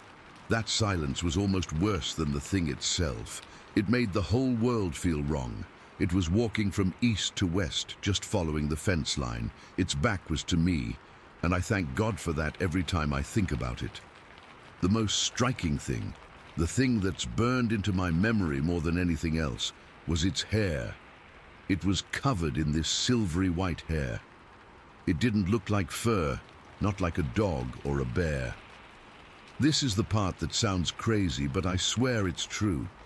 It looked like aluminum foil, not shiny new foil, but the way crumpled foil looks, all matte and textured, catching the light in dull metallic glints. It was long too, kind of shaggy, but it lay close to its body. It was lean. I've seen all the Bigfoot pictures and shows since then, and they always show these huge, bulky, ape-like things. This wasn't like that. It was built like a runner, all long limbs and narrow shoulders. It had these incredibly long arms that swung slightly as it moved, and its legs seemed to go on forever. I stayed frozen behind that stump, just watching it. It never broke its stride, never paused, never looked around. It just kept moving west along that fence with this purposeful, silent gait. The whole event probably only lasted 30 or 40 seconds, but it felt like an hour. My muscles were locked up, my jaw was clenched so tight it ached. I could feel every single beat of my heart pounding in my ears, a deafening drum in the unnatural quiet. Then it reached the end of the field where the woods started to thicken, and it just stepped over the fence. It didn't climb it or break its stride. It lifted one of those long legs and cleared the top wire like it was stepping over a garden hose, and then it was gone. It melted into the shadows of the trees and disappeared. I didn't move. I stayed there, crouched in the ditch, for what felt like another 10 minutes. The normal sounds of the country slowly came back. A bird chirping, the buzz of a fly. But they sounded distant, like I was hearing them from underwater. My body was trembling, a full-body shake that I couldn't control. I finally pushed myself up, my legs wobbly and weak, like they'd forgotten how to hold me. I looked across the road at the empty field. Nothing, just the swaying grass and that stupid rusty fence. For a second, I really did think I'd imagined it. The heat, the boredom. Maybe I'd fallen asleep for a second. But the fear was too real, too physical. My clothes were damp with sweat and ditch water. My hands were scratched up from the bark of the stump. That wasn't a dream. I didn't go to Mike's house. I turned around and ran all the way back to my aunt's. I burst through the back door, probably white as a ghost and breathing hard. My aunt asked if I was okay, and I just mumbled something about feeling sick and went straight to the room I was staying in. I sat on the edge of the bed, staring at the wall, trying to make sense of what I'd seen. It was later, much later that evening, that the full scale of it hit me. I was lying in bed, replaying it in my head, and I remembered the fence. I thought about how tall it was. I'd helped my uncle fix a section of that same fence a few days earlier. I remembered him saying the top wire was at 4 feet, standard height for keeping cows in. And this thing had just stepped over it. My blood went cold. If the fence was 4 feet tall and it stepped over it without even slowing down, that meant it had to be at least 8 feet tall, maybe even 10. It was so lean that its height hadn't fully registered in the moment, but now, doing the math, the reality of its size was staggering. This wasn't a tall man in a costume. This was something else entirely. The terror of that moment, the first moment I saw it and thought it might see me, came rushing back even stronger now, the pure animal fear of being prey. That was the core of it. I wasn't a kid seeing a monster. I was an animal that had just avoided a predator. I couldn't keep it to myself. The next day I went to see Mike. I didn't know how to bring it up. We were down by his creek, skipping stones, and I just said, "I saw something weird yesterday." He could tell I was serious. I told him the whole thing, stumbling over my words. The tall white thing, the aluminum foil hair, how it moved, the silence, the fence. I was expecting him to laugh or call me crazy. He didn't. He just got quiet. Then he said, "My dad says there are things in these woods that nobody talks about." That was it. That was all he said. But it was enough. It meant I wasn't completely alone in it. We never spoke about it again after that. I never told my parents. I never told my aunt or uncle. Who would I have told? This was the 1970s. There was no internet, no shows about cryptids. The only Bigfoot I'd ever heard of was the big, dark, hairy one from the Patterson film. Nobody was talking about a white one. If I'd said anything, they'd have just said it was a bear or my imagination, so I buried it. For years, I never told another soul. But I've never forgotten a single detail. The way the late afternoon sun hit that silvery white hair, the absolute silence of its movement, the effortless way it cleared that fence, the cold, primal fear that turned my bones to jelly. It's been a lifetime since that summer day. I've had a career, a family, a whole life, but sometimes when I'm in a quiet place or when I see an old barbed wire fence, the memory surfaces, crisp and clear and terrifying as ever. I don't know what I saw. I don't have a name for it.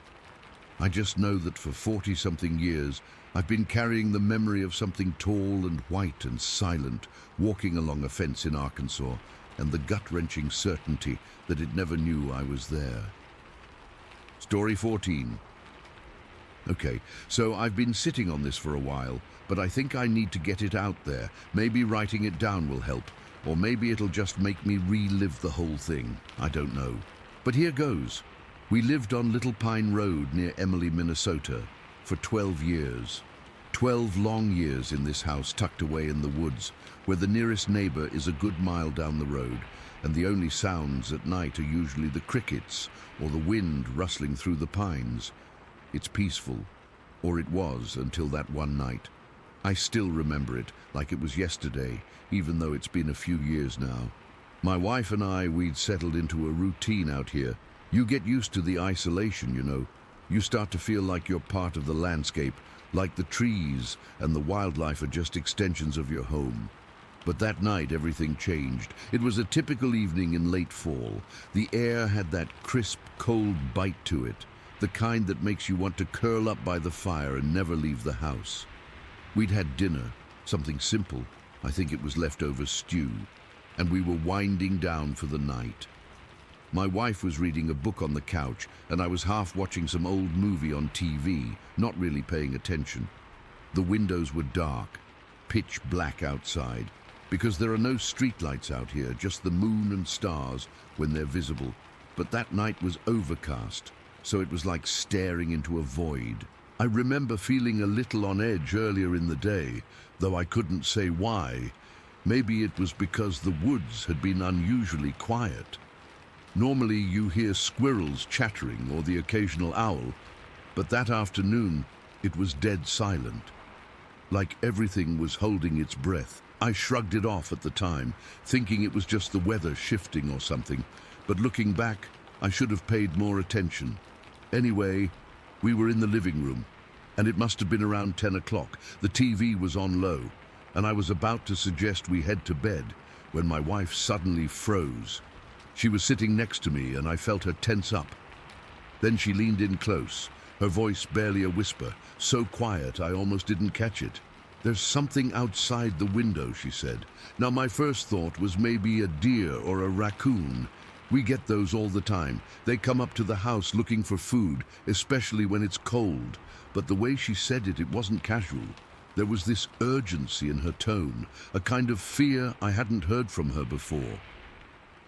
My heart started thumping right away, like it knew something was wrong before my brain did. I turned my head slowly toward the window. It's one of those big ones in the living room, with a screen on the outside and the glass pane on the inside.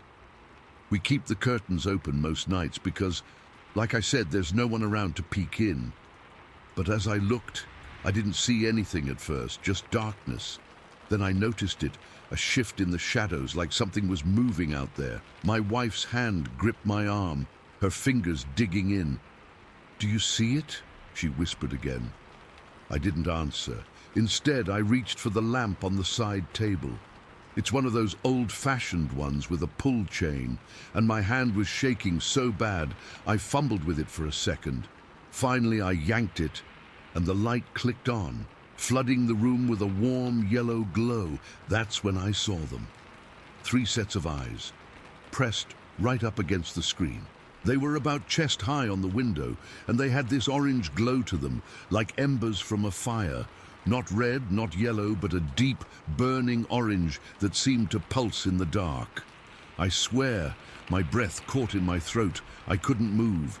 They were just staring in at us, unblinking, and the screen was bulging inward a little, like whatever was behind those eyes was pushing against it.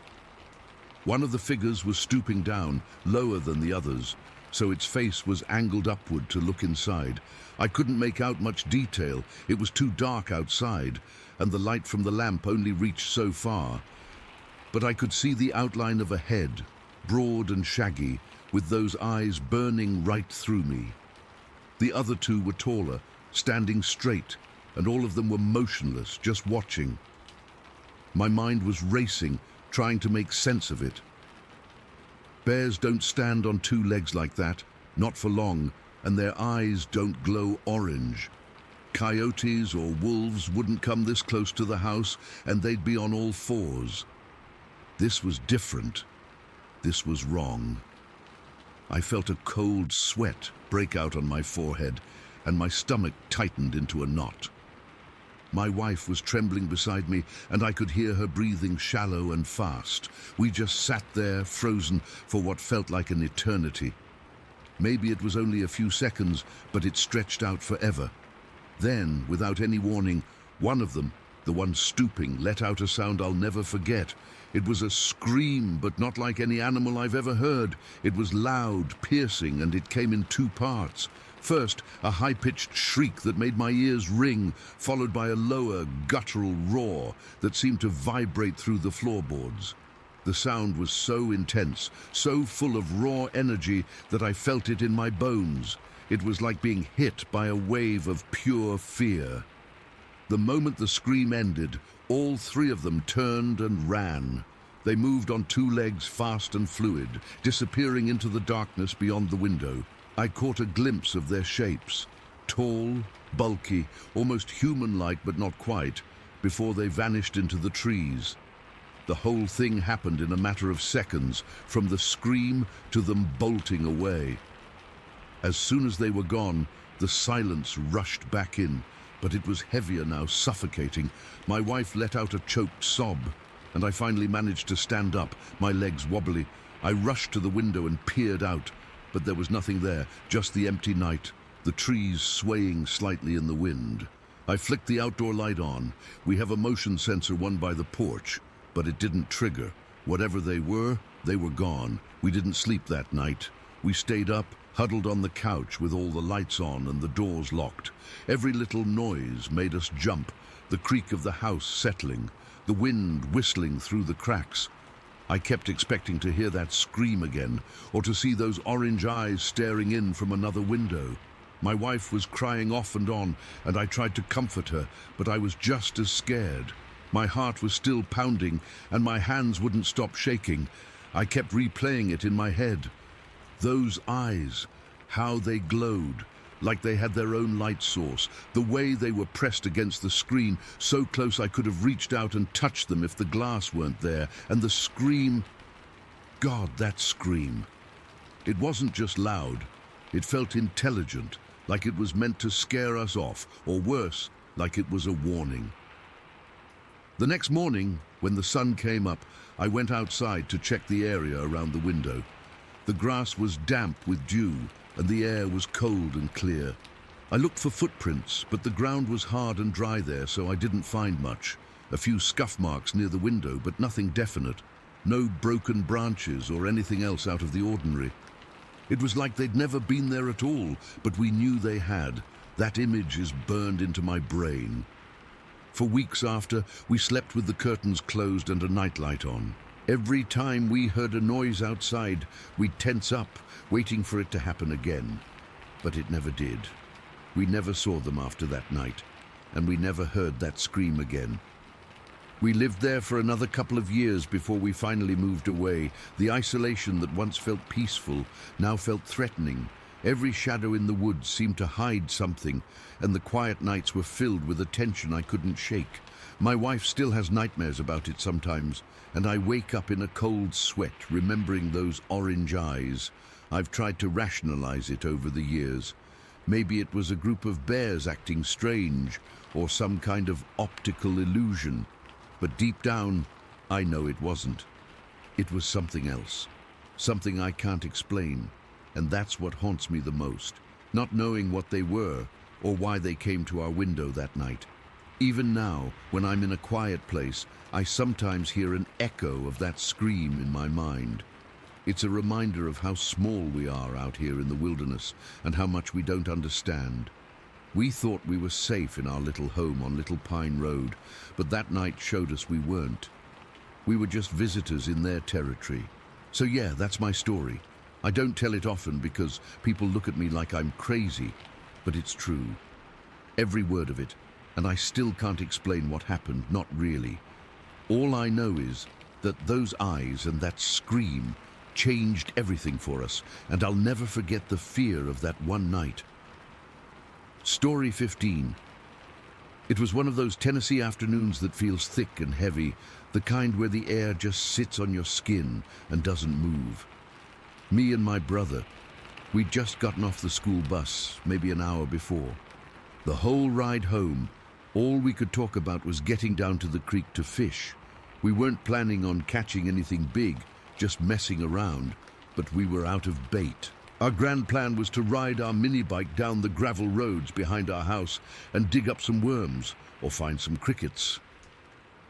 The mini bike was this beat-up old thing, painted a faded orange, and it sputtered and coughed like it was as tired as we were from the school day, but it ran. I was driving, my brother was on the back, holding onto my shoulders. We took off down our dirt driveway, kicking up a cloud of dust, and turned onto the main gravel road. It wasn't a main road by any city standard. It was just a ribbon of crushed white and grey stone, cutting between these big, open fields on one side and a steep, wooded ridge on the other. The fields were mostly overgrown with tall, browning grasses, and the woods were just a wall of green, dark even in the middle of the day. We'd ridden maybe a mile, the engine buzzing in our ears, when we decided to pull over. There was a place where a smaller path, not much more than 2 ruts in the grass, branched off from the gravel road and dipped down towards a creek. You could hear gurgling if the wind was right. We killed the engine, and the silence that rushed in was always a little shocking. It was so quiet, you could hear the bugs buzzing in the field. We got off the bike and just stood there for a second, letting our ears adjust. That's when it started. It wasn't a sound, it was a feeling, a crawling sensation right between my shoulder blades, like someone had drawn an ice cube down my spine. The hair on my arms and the back of my neck didn't just stand up. It felt like it was trying to pull itself right out of my skin. I got this intense, undeniable knowledge that we were being watched. It was so heavy it felt like a physical weight on my back. I looked at my brother. He was staring off into the woods, his face gone pale. He didn't say anything, but his eyes were wide, and I saw him swallow hard. He felt it too. We both just stood there frozen for a second, not breathing, just listening. The woods were too quiet. The bugs had stopped buzzing. There was no birdsong. It was a dead, waiting kind of silence. That's when I saw it.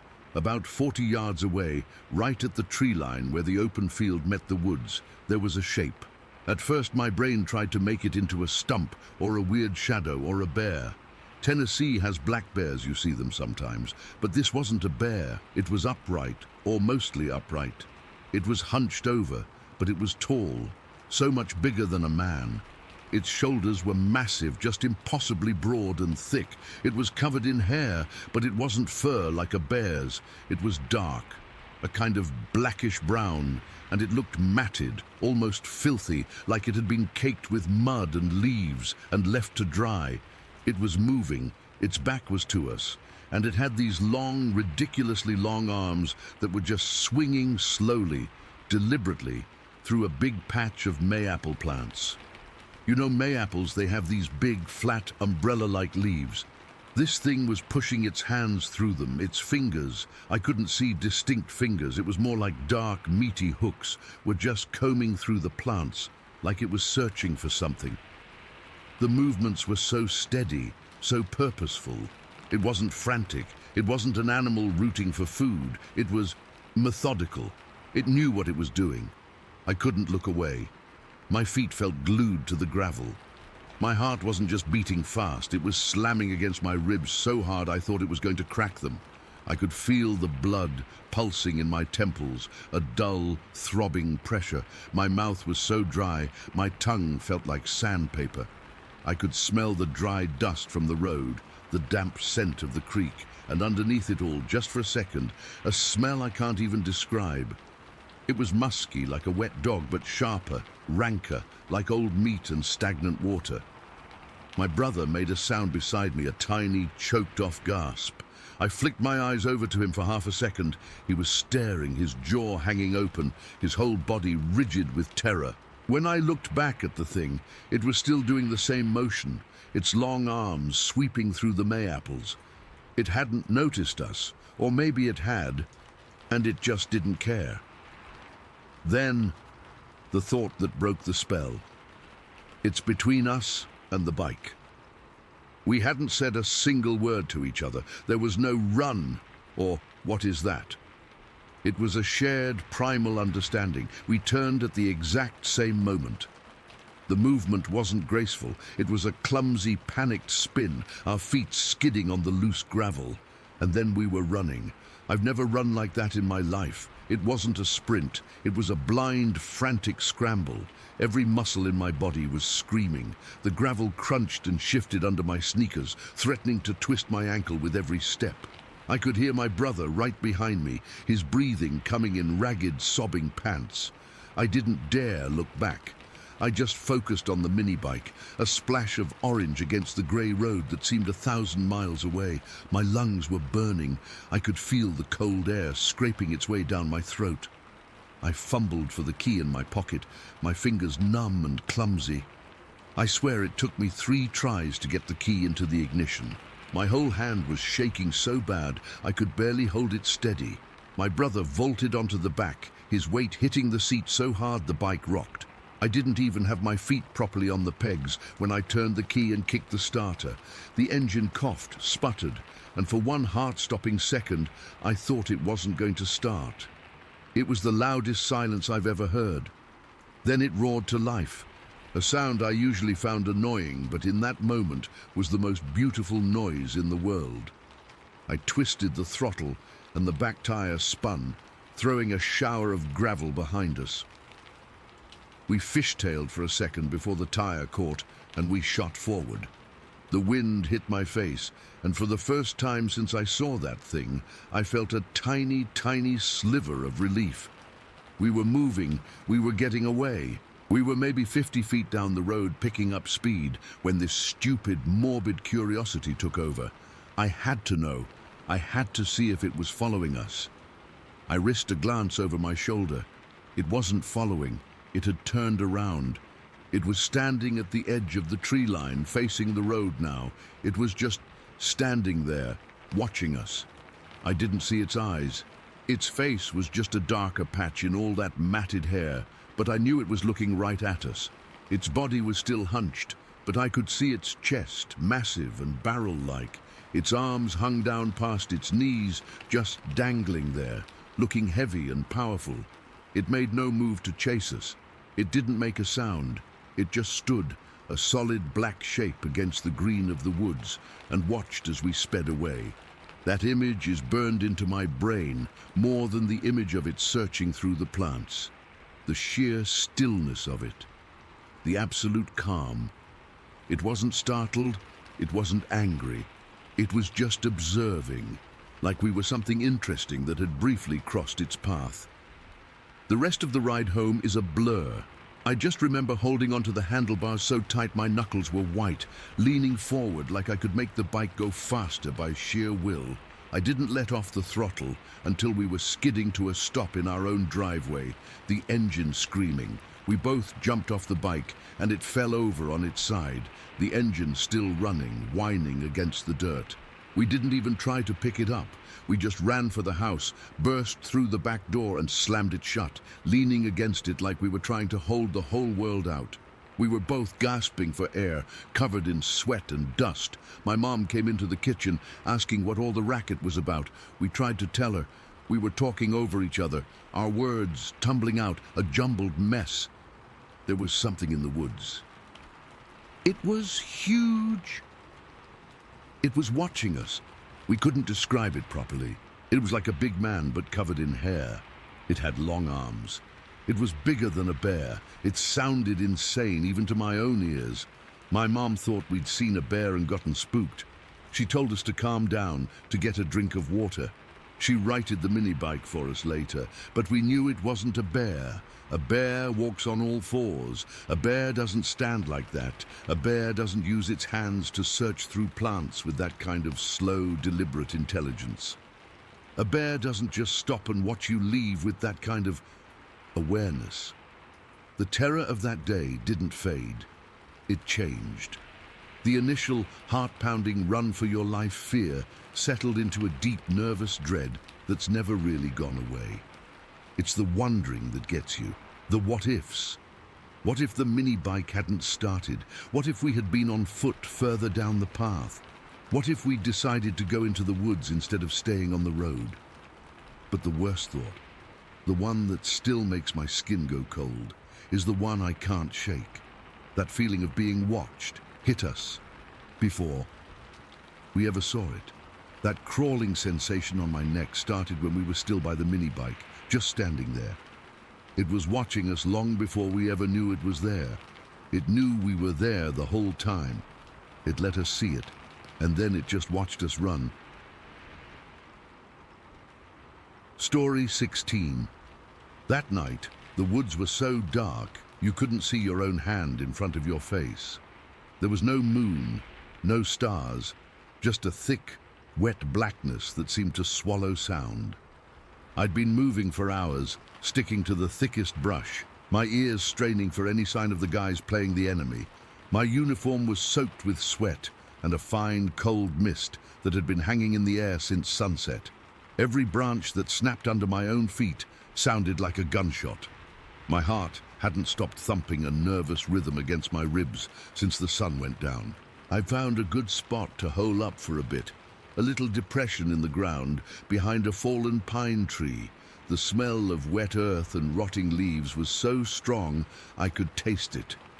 I was just trying to catch my breath, to let the pounding in my ears quiet down when I heard it. It wasn't a subtle sound, it was the crunch of footsteps.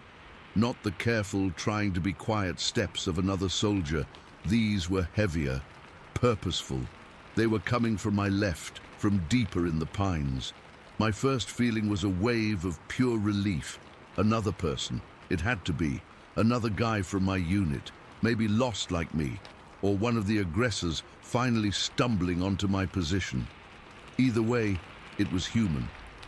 In that kind of absolute darkness, the idea of another human, even an enemy, was a comfort. It meant I wasn't alone in this swallowing black hole. The footsteps kept coming, closer now. I could hear twigs snapping, the rustle of something pushing through waist-high ferns. It was moving straight toward me. I decided to take control of the situation. I rose up from my crouch, my knees popping, and called out into the darkness. My voice came out as a dry croak, but I put as much authority into it as I could. Who goes there? The second the words left my mouth, the world exploded. The thing didn't just stop. It didn't answer. It moved. It was a blur of sound and motion, so fast my brain couldn't process it. There was a violent thrashing, the sound of branches being torn and thrown aside, and then it was gone. The footsteps, which had been so close, were now receding at an impossible speed. It had covered what had to be 75 feet in a handful of seconds, and then it stopped. Silence, a deep, heavy silence fell over the woods, heavier than before. It was the kind of quiet that feels like a physical weight. I stood there, frozen, my rifle held uselessly across my chest. I was listening so hard my ears hurt. I could hear the blood rushing in my head. What in God's name was that? A deer? A bear? It had to be an animal, spooked by my voice. That was the only logical explanation. But the speed, the sheer raw power in that retreat, it didn't feel right. Then I heard it. A low sound coming from exactly where it had stopped. It wasn't a growl, not like any dog or bear I'd ever heard. It was deeper, guttural, a vibration that seemed to come up from the ground, and it had a shape to it. It sounded like words, not English words, but the shape of them, the cadence of speech. It was like listening to a record played backwards, a jumble of syllables and guttural stops that almost formed something intelligible. It was a sound that had no business coming from the throat of any animal in these woods. My relief was gone, replaced by a cold dread that started in my stomach and spread out to my fingertips, making them feel numb. This wasn't an aggressor. This wasn't a deer. This was something else. I stayed absolutely still, not even daring to breathe too loud. The growling speech went on for a minute, maybe two. It felt like an hour. It was a monologue in a language from a nightmare. I could feel the sound as much as I could hear it. A low rumble that prickled the skin on my arms, and then it stopped. The silence came back, but it was different now. It was a waiting silence. I knew it wasn't over. I could feel it out there in the dark. I could feel its attention on me. My training kicked in, the part about staying low and reducing your profile. Slowly, carefully, my muscles screaming in protest, I knelt down behind the fallen log. The dampness from the ground immediately seeped through my pants. I brought my rifle up, resting the barrel on the mossy bark. I wasn't even sure what I was aiming at. I was just pointing it in the direction of the sound. I waited. The woods were dead quiet. No crickets, no owls, nothing. It was as if every living thing for a mile around was holding its breath. I was holding mine, too. I counted the seconds in my head. 1 Mississippi, 2 Mississippi. I got to about 3 minutes, then I heard it start to move again. It wasn't walking this time. It was a slow, deliberate crunching of leaves coming back toward me. My finger tightened on the trigger guard. I was praying it was a bear. Please, God, let it just be a big, confused black bear. The steps got closer. 70 feet, 60. I could hear its breathing now, a heavy, wet-sounding huffing. 50 feet. I was shaking so bad I was worried I'd knock the rifle off the log. My heart was a frantic drum against my ribs, so loud I was sure it could hear it. It was 40 feet away now. I could make out a shape. It was massive, a deeper blackness against the general dark, taller and wider than a man. It stopped. I was looking right at it, or at the space where I knew it was standing, and then it charged. There was no warning roar, no pause. 1 second it was a still, silent shape, and the next it was a freight train of noise and destruction coming right at me. It didn't run like a man or an animal. It was a full-on, frantic, explosive burst of speed. The sound was unbelievable.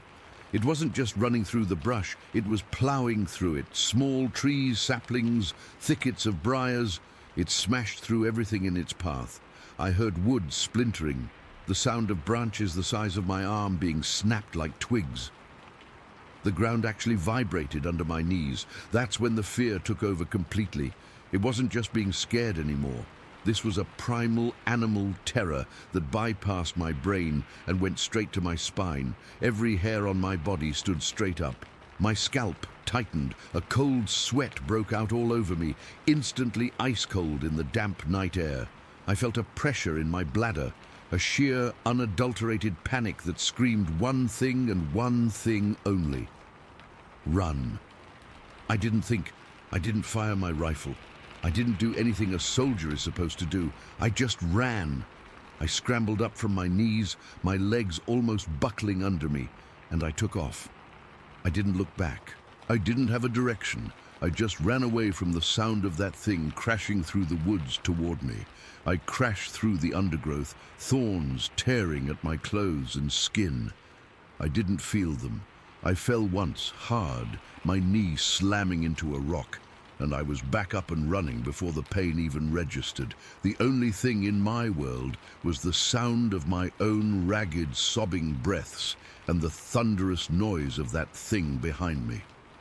I don't know how long I ran. It felt like both an instant and forever. My lungs were on fire, my legs were rubber, but I didn't stop. The image of that massive shape and the sound of its charge were burned into the back of my eyelids. I just kept pushing, stumbling, falling, getting back up.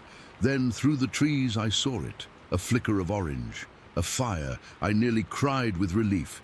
I changed direction, stumbling toward the light. I burst out of the tree line into a small clearing. There was a man, an airport sergeant I recognized from the base, sitting on a log by a small, crackling campfire. He was just staring into the flames, a canteen in his hand. He looked up as I came crashing out of the woods, and his eyes went wide. I must have been a sight, covered in mud and scratches, my uniform torn, my face probably white as a sheet. I staggered to a stop a few feet from the fire, doubling over with my hands on my knees, gasping for air. I was trembling so violently I could barely stand. The sergeant stood up. "Soldier, what in the hell happened to you? Did the aggressors get you?" I tried to speak. I opened my mouth, but no words came out. My throat was locked tight. I just stood there, wheezing, pointing a shaking finger back toward the woods I'd just come from. I tried to form the words. "There's something out there." But all that came out was a strangled gasp.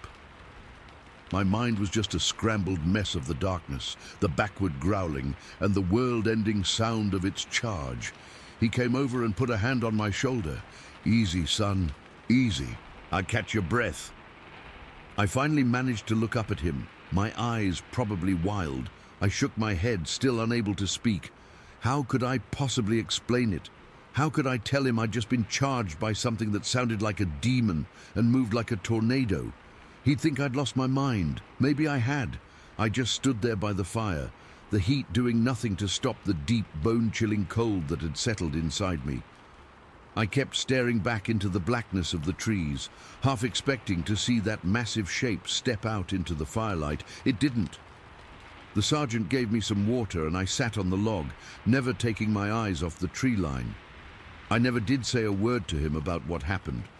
What could I say? I just sat there, shivering, until the sun started to come up. That was more than half a century ago.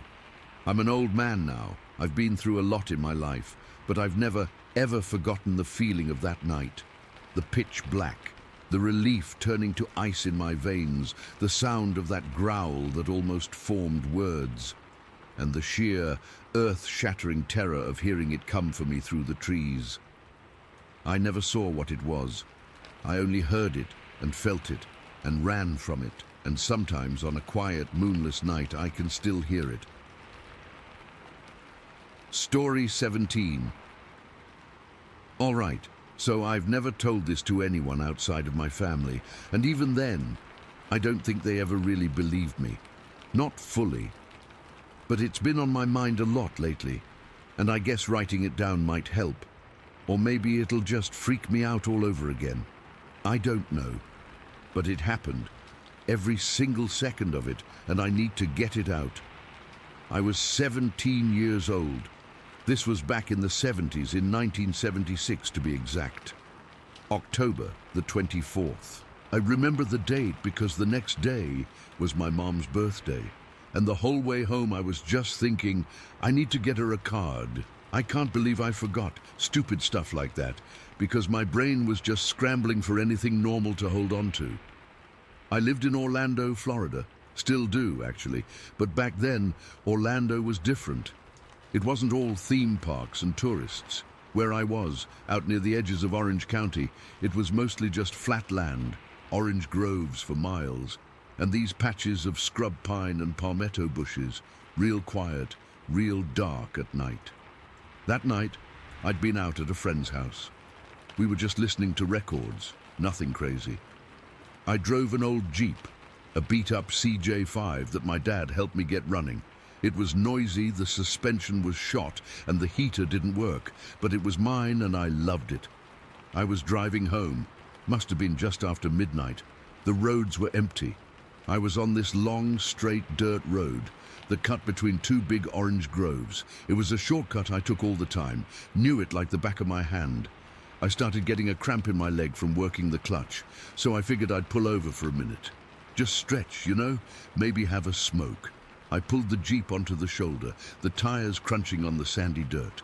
I killed the engine, and the silence just rushed in.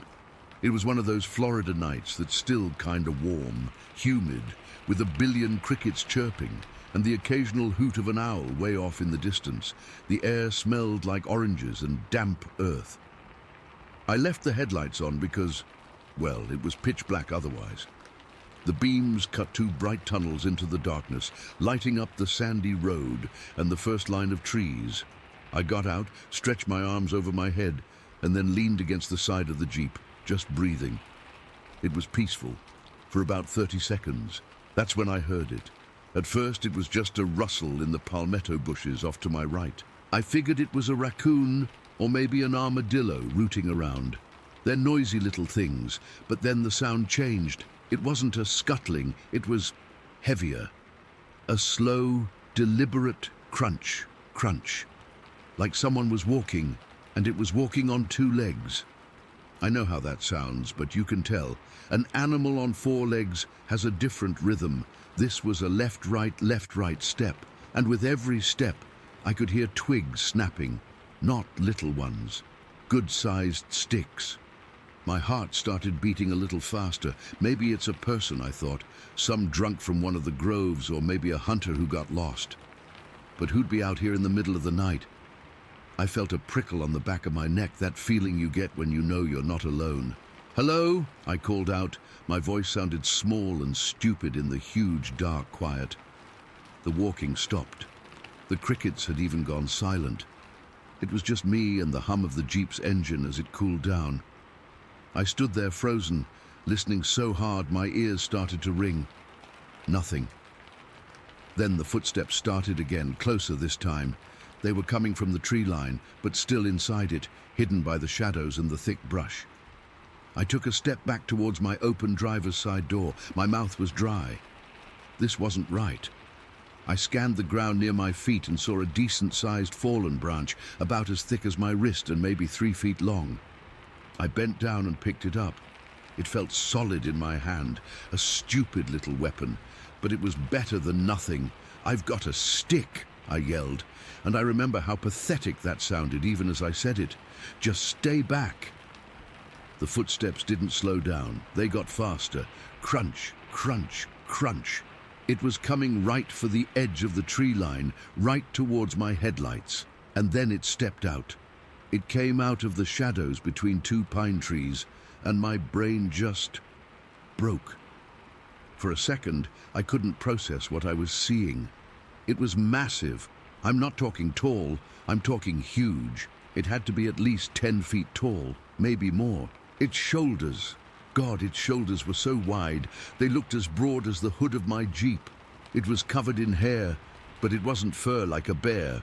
It was long, shaggy, kind of stringy hair, and it was a dark, dark brown, almost black in the headlights. It was soaking wet, like it had been wading through a swamp, and the water glistened on the hair. But the smell hit me a second later, and it was worse than the sight. It was this overpowering stench of rotten fruit, like a dumpster behind a juice plant in the middle of summer, mixed with this awful, sour smell, like soured milk and wet dog, but 1,000 times stronger. It made my eyes water and my stomach lurch. I gagged. I couldn't help it. It just stood there at the edge of the light, not 10 yards from me. It wasn't a bear. It wasn't a man in a costume. It was something else. Its arms were long, hanging down past its knees, and they were thick, like tree trunks. I couldn't see its face clearly because the headlights were hitting it from the front, casting its features in shadow, but I could see the shape of its head, kind of cone-shaped, and I got the impression of a heavy brow. It took a step towards me. It didn't run. It just took one slow, ground-shaking step. Its feet were huge, bare, and caked with mud. I screamed. I don't even know what I screamed. Just a raw, terrified noise, and I swung the stick. I put everything I had into it, a wild side-armed swing aimed at its chest. The stick connected with a dull thwack. It felt like hitting a solid wall of wet leather and muscle. The vibration ran right up my arm and into my teeth. The thing barely flinched. It just let out this sound, a growl, but not like any growl I'd ever heard. It was low, so low I felt it in my chest more than I heard it.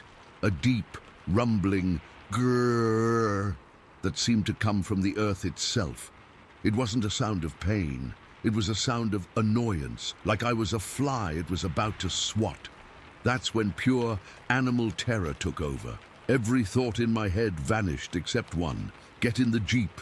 I spun around and dove for the open door. My feet slipped in the sandy dirt. I scrambled, my hands grabbing for the steering wheel, the seat, anything to pull myself in. I was sobbing, just gasping and crying in sheer panic. I threw myself into the driver's seat, my legs still hanging out, and my right hand fumbled for the ignition. My keys were still there, thank God. My left hand was braced on the passenger seat, pushing me towards the ignition, when I saw movement from the corner of my eye. Its arm came through the open passenger window. The window was rolled all the way down. It was a hot night. The arm was just there. It was covered in that same wet, dark hair, and it was thick, thicker than my thigh. Its hand was huge, with long, thick fingers, and the nails, they were dark and thick, more like claws. That massive hand clamped around my left forearm, just above my wrist. The pressure was incredible. It wasn't just strong, it was crushing. I felt the bones in my arm grind together. A sharp, white-hot pain shot from my wrist all the way to my shoulder. I screamed again, a high-pitched, shrill sound I didn't recognize as my own. "Let go! Let go!" I shrieked. I twisted my body, yanking my arm back with all my strength. I was just a scrawny 17-year-old kid. It was like trying to pull my arm out of a steel vise. The thing didn't even seem to be trying that hard. It just held on, its grip unbelievably tight, and it started to pull. It was pulling me out of the Jeep, through the passenger window. My feet were kicking, searching for purchase. My right hand was still on the keys. I turned them. The Jeep's engine coughed, sputtered, and then roared to life. The sound seemed to startle it. Just for a split second, its grip loosened the tiniest bit. That was all I needed. I gave one final, desperate, agonizing wrench, twisting my arm like a corkscrew. My skin ripped. I felt its claws, nails, whatever they were, dig deep into my flesh, tearing through skin and muscle. It was a searing, liquid pain. But I was free. I fell back into the driver's seat, my arm on fire. Blood was already welling up, running in hot streams down my arm and dripping onto my jeans. I didn't care. I slammed my foot on the clutch, jammed the gear shift into first, and stomped on the gas. The Jeep lurched forward, tires spinning and throwing sand and dirt everywhere. I didn't look back. I didn't check the mirror. I just drove. I kept my foot pressed to the floor, the engine screaming, bouncing wildly down that dirt road. I swerved, almost lost control, straightened out, and kept going. I didn't shift out of first gear until the engine was redlining. I was sobbing, hyperventilating, snot and tears all over my face. The pain in my arm was throbbing in time with my heartbeat. I finally risked a glance in the rearview mirror. There was nothing there. Just the two red taillights reflecting off the dust cloud I'd kicked up, and beyond that, nothing but darkness. I didn't slow down. Not when I hit the paved road. Not when I flew through the first stop sign. I drove straight to the gas station on the edge of town, the one that was open all night. I skidded to a stop, right in front of the doors, my whole body shaking so bad I could barely turn the engine off. I sat there for a minute, just trembling, staring at my arm. There were 4 parallel gashes running from just below my wrist, almost to my elbow. They were deep. I could see the layers of skin, the fat underneath, everything. The blood was everywhere, all over the steering wheel, the seat, me. The guy behind the counter came out when he heard me pull up. He took one look at me, pale and bleeding and hysterical, and his eyes went wide. He helped me inside, got a first aid kit, and called the cops. I told them I was attacked by an animal, a big one, a bear maybe. I didn't say what I really saw. What was I supposed to say? A 10-foot-tall monster that smells like death tried to pull me out of my car. They'd have locked me up. The cop looked skeptical, but the wounds were real. They took me to the hospital. I got stitches, a lot of them. The scratches healed, but they left scars. 4 thick raised white lines on my forearm. I still look at them every day. I never drove down that road again. I told my parents I'd hit a deer and crashed. That's how I got the scratches. They believed the deer part. I don't know if they believed the crash part, but they didn't push it. Before that night, I'd heard the stories. The old-timers in Florida talk about the skunk ape.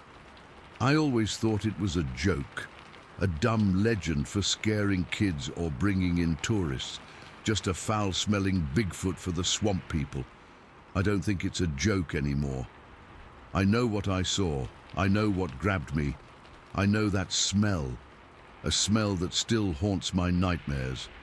I know the feeling of those bones in my arm about to snap, and the sight of that monstrous hand, and the sound of that deep, earth-shaking growl. It was real. It was all real. And sometimes on a quiet, humid night when the crickets are chirping, I'll catch a whiff of something rotten on the breeze, and my heart just stops. Story 18. It was a winter night, maybe around January, and it had been cold all day. The kind of cold that seeps into your bones and doesn't let go. I remember it was a Tuesday because my husband had just gotten home from work late, and we were both tired. The sun had set hours ago, and it was pitch black outside, the kind of dark where you can't see your hand in front of your face without a flashlight. We have a couple of dogs, a Labrador mix and a smaller mutt, and they're usually pretty rowdy, barking at every little noise. But that night, they were quiet. Too quiet. I didn't think much of it at first. I just figured they were worn out from the cold. We were in the living room trying to warm up by the wood stove. I was on the couch, flipping through a magazine, and my husband was in his chair, half asleep. The TV was on low, some reality show, but I wasn't really paying attention. Outside, the wind was howling a bit, rustling the trees, but it was nothing unusual. Then, around 7:30 or so, I started to feel uneasy. It's hard to describe, just this prickle on the back of my neck, like someone was watching me. I shrugged it off, thinking I was just jumpy from being tired, but then I remembered the whooping sounds. Every spring, around dusk, we'd hear these loud, rhythmic whoops coming from the woods across from our house. They didn't sound like any animal I'd ever heard. Not owls, not coyotes, nothing. It was almost like a person trying to mimic something, but deeper, more guttural. We'd gotten used to it over the years, but it always left me feeling unsettled. That night, though, it was winter, so I didn't expect to hear anything like that. Spring was months away. I got up to check on the dogs. They were both lying by the door, ears perked up, but not making a sound. That was weird, because usually if they hear something, they'll whine or scratch at the door. I peered out the window, but it was too dark to see anything. The moon was hidden behind clouds, and the only light came from our porch lamp, which cast a weak yellow glow on the snow-covered ground. Everything looked normal. The barn off to the left, the trees lining the property, the creek beyond them. But the silence felt heavy, like the air was holding its breath. I went back to the couch, but I couldn't shake the feeling. My husband noticed and asked if I was okay. I told him I just had a bad feeling, and he said it was probably the wind. But it wasn't the wind. It was something else. A few minutes later, I heard it. At first, it was faint, like a distant whistle, but then it grew louder. It was coming from the direction of the creek, and it was this high-pitched, drawn-out scream. Not a human scream, not an animal scream. It was something in between, but worse. It sounded emotional, like it was filled with pain or anger, and it echoed through the woods, making the hair on my arms stand up. I froze. My husband sat up straight, his eyes wide. The dogs didn't move. They just stared at the door, their bodies tense. The scream lasted for what felt like forever, maybe 10 or 15 seconds, but it seemed longer. It was so eerie, so unnatural, that I felt this cold dread wash over me. I've heard coyotes yipping and foxes screeching, but this was different. It was too high, too sustained, and it had this vibrating quality that made my teeth ache. When it finally stopped, the silence that followed was even worse. It was so quiet I could hear my own heartbeat thumping in my ears. My husband and I just looked at each other, not saying anything. I could see the fear in his eyes, and I knew he felt it too. After a minute, he got up and went to the window, peering out again. "What the hell was that?" he whispered, and his voice was shaky. I didn't have an answer. I joined him at the window, but there was nothing to see, just darkness. The dogs were still quiet, which freaked me out even more. Normally, they'd be barking their heads off at a noise like that, but they were just sitting there like they were scared too. I remember thinking, if the dogs are afraid, then we should be terrified. We decided not to go outside, call it cowardice, but something in my gut told me to stay put. We turned off the TV and just listened. For the next half hour or so, we didn't hear anything else, but the tension was thick. I kept expecting another scream, or maybe footsteps, but nothing happened. My mind started racing, thinking about all the stories I'd heard from neighbors about strange things in the woods, people talking about Bigfoot or other cryptids, but I'd always brushed it off as nonsense. Now, I wasn't so sure. I thought back to a time about 12 years ago when we found that footprint near the barn. It was after a night where we'd heard emotional wailing from the woods, similar to what we just heard, but not as intense. The next morning, my husband went out to check the barn and found this single, large footprint in the mud. It was huge, like twice the size of my husband's boot, and the toes were splayed out in a weird way, almost like fingers. We didn't have a camera handy, and by the time we thought to take a picture, it had rained and washed it away. We never investigated further because we were too scared. Who wants to go poking around in the woods after hearing something like that? Sitting there that winter night, all those memories came flooding back. The whooping sounds, the wailing, the footprint, it all felt connected, but I didn't know how. My husband suggested we call the sheriff, but what would we say? We heard a scary noise. They'd think we were crazy, so we just waited, huddled together on the couch with the dogs at our feet. Around 8 o'clock, I thought I heard something else. A low grumble or a rustling in the trees. It was hard to tell over the wind, but it sounded like something big moving out there, not like a deer. Deer are graceful, light on their feet. This was heavier, like whatever it was didn't care about being quiet. I felt this knot tighten in my stomach, and I started sweating, even though it was cold in the house. My hands were trembling, and I had to clasp them together to keep them still. My husband grabbed a flashlight and shone it out the window, sweeping the beam across the yard. For a second, I thought I saw something move near the tree line, a shadow maybe, or just my imagination. But then the beam caught a pair of eyes reflecting back at us. They were high up, too high for a coyote or a bear, and they glowed red in the light. I gasped and my husband jerked the flashlight away, but when he pointed it back, whatever it was had vanished. That's when the dogs finally reacted. The Labrador let out a low growl, and the smaller one started whining, pressing against my legs. They weren't barking though, which was still strange. It was like they knew whatever was out there wasn't something to challenge. We stood there for what felt like ages, just staring into the darkness, but nothing else happened. No more sounds, no movement. It was as if whatever had been there was gone, but the fear didn't leave. I couldn't shake the image of those eyes or the memory of that scream. We ended up staying up most of the night, too scared to sleep. Every little noise made me jump, the creak of the house settling, the wind rattling the windows. I kept thinking about how isolated we are out here. Our nearest neighbor is half a mile away, and if something happened, no one would hear us. At some point, I must have dozed off on the couch because I woke up to the sun rising. It was a clear, cold morning, and everything looked normal outside. The snow was pristine, no tracks except for the usual rabbit and deer prints. My husband and I went out to check around the house, but we didn't find anything unusual. No footprints, no broken branches, nothing. It was like the whole thing had been a bad dream. But it wasn't. That scream was real, and the fear was real. For days afterward, I was on edge, jumping at every sound. I started paying more attention to the woods, listening for the whooping sounds even though it wasn't spring. And you know what? A few years later, when my husband and I were browsing YouTube, we stumbled across videos of Bigfoot vocalizations, the whooping, the screams. It was a perfect match.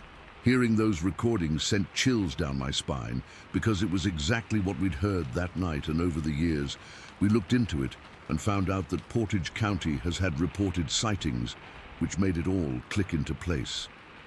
But that winter night, lying in bed after everything calmed down, I couldn't explain any of it.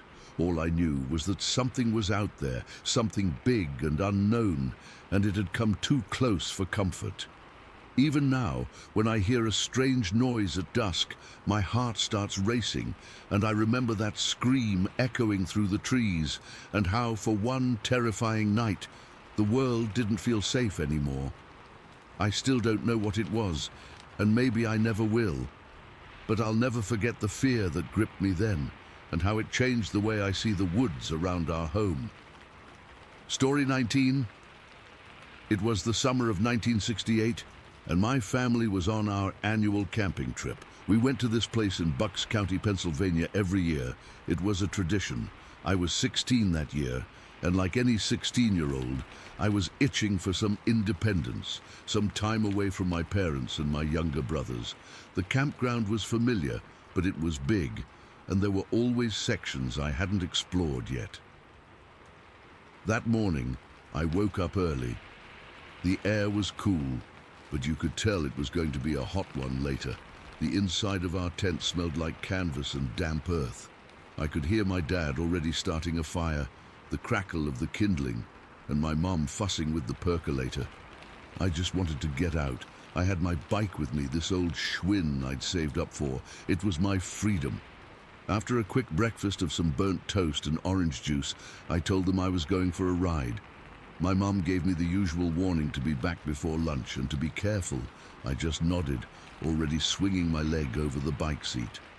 I started off on the main path, the one that looped around the whole campground. The tires crunched on the gravel, a sound I'd heard 1,000,000 times. The sun was getting higher, filtering through the tall pine trees, making everything look speckled. It was peaceful. I passed other campsites where people were still waking up, the smell of bacon and wood smoke hanging in the air. I waved to a few people I recognized from years past. After a while, I decided to take a turn down a smaller trail I hadn't been on before. It was narrower, more overgrown. The ground was softer, more dirt than gravel, and my tires sunk in a little. The trees here were thicker, crowding in on the path, and the sunlight didn't reach the ground as easily. It felt quieter too. The noise from the main part of the campground faded away, replaced by just the sound of my bike chain and my own breathing. That's when I first felt it. It's hard to describe, but it was a feeling on the back of my neck, a prickle. Like someone was watching me. I remember shaking my head, thinking I was being stupid. It was just a woodsy path, probably a squirrel or a deer. I kept pedaling, but I started to feel a little silly for being spooked. I was 16, too old for that kind of kid stuff. The path eventually opened up into a small clearing. On one side was a simple wooden building, the bathhouse for this part of the campground. It was painted a dull green and looked like it hadn't been used in a while. Next to it was a split-rail fence, the old-fashioned kind, just 3 logs stacked in a zigzag pattern. It separated the clearing from the deeper woods. I decided to stop for a minute, just to catch my breath and look around.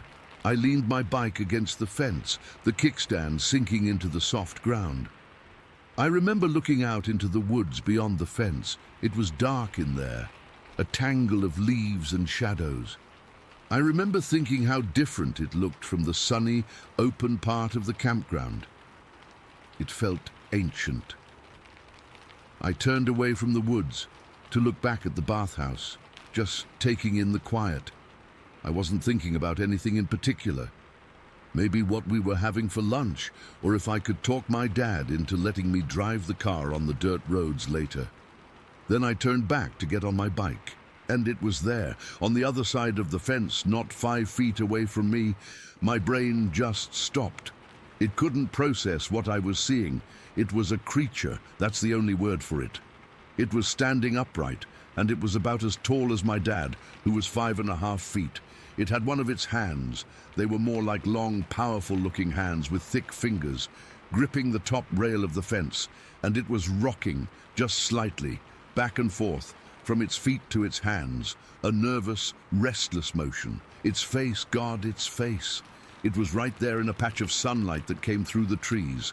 I saw every detail. It wasn't a bear. It wasn't a man in a suit. It was something else entirely.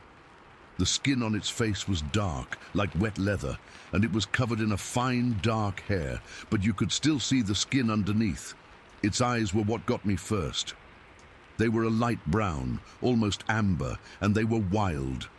They weren't blank. They were darting around, looking at me, then past me, then back at the woods.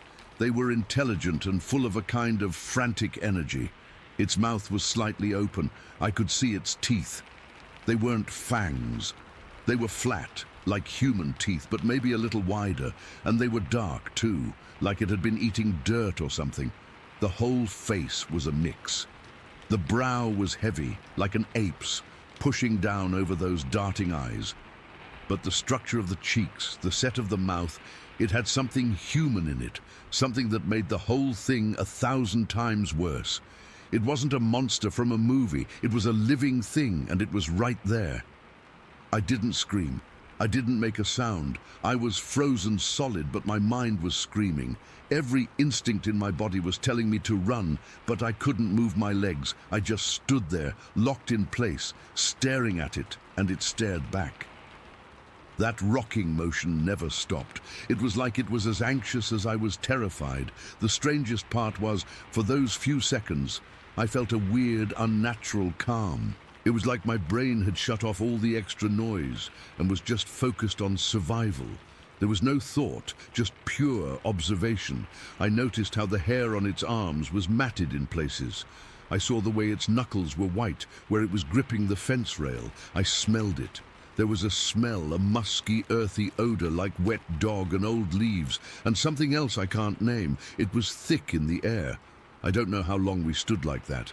It could have been 3 seconds or 30. Time just didn't work right. Then, without even deciding to, I started to move. I took a step back. Very, very slowly. My eyes were still locked on its face. It stopped rocking for a second, and its eyes focused directly on me. It knew I was moving. I took another step back.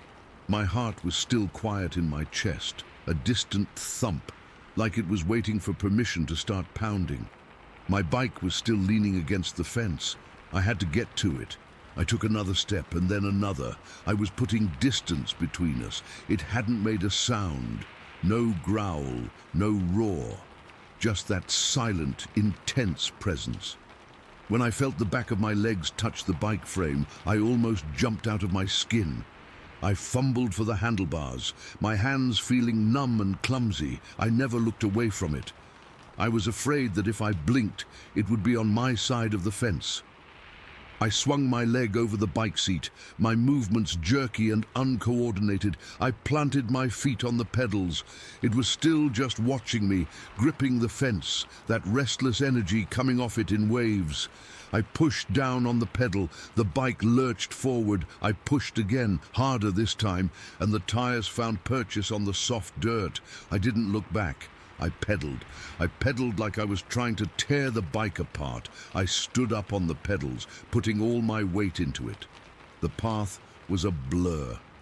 Branches slapped at my arms and face, but I didn't feel them. The only thing I felt was the need to get away. The wind roared in my ears, and my own frantic breathing was the only other sound.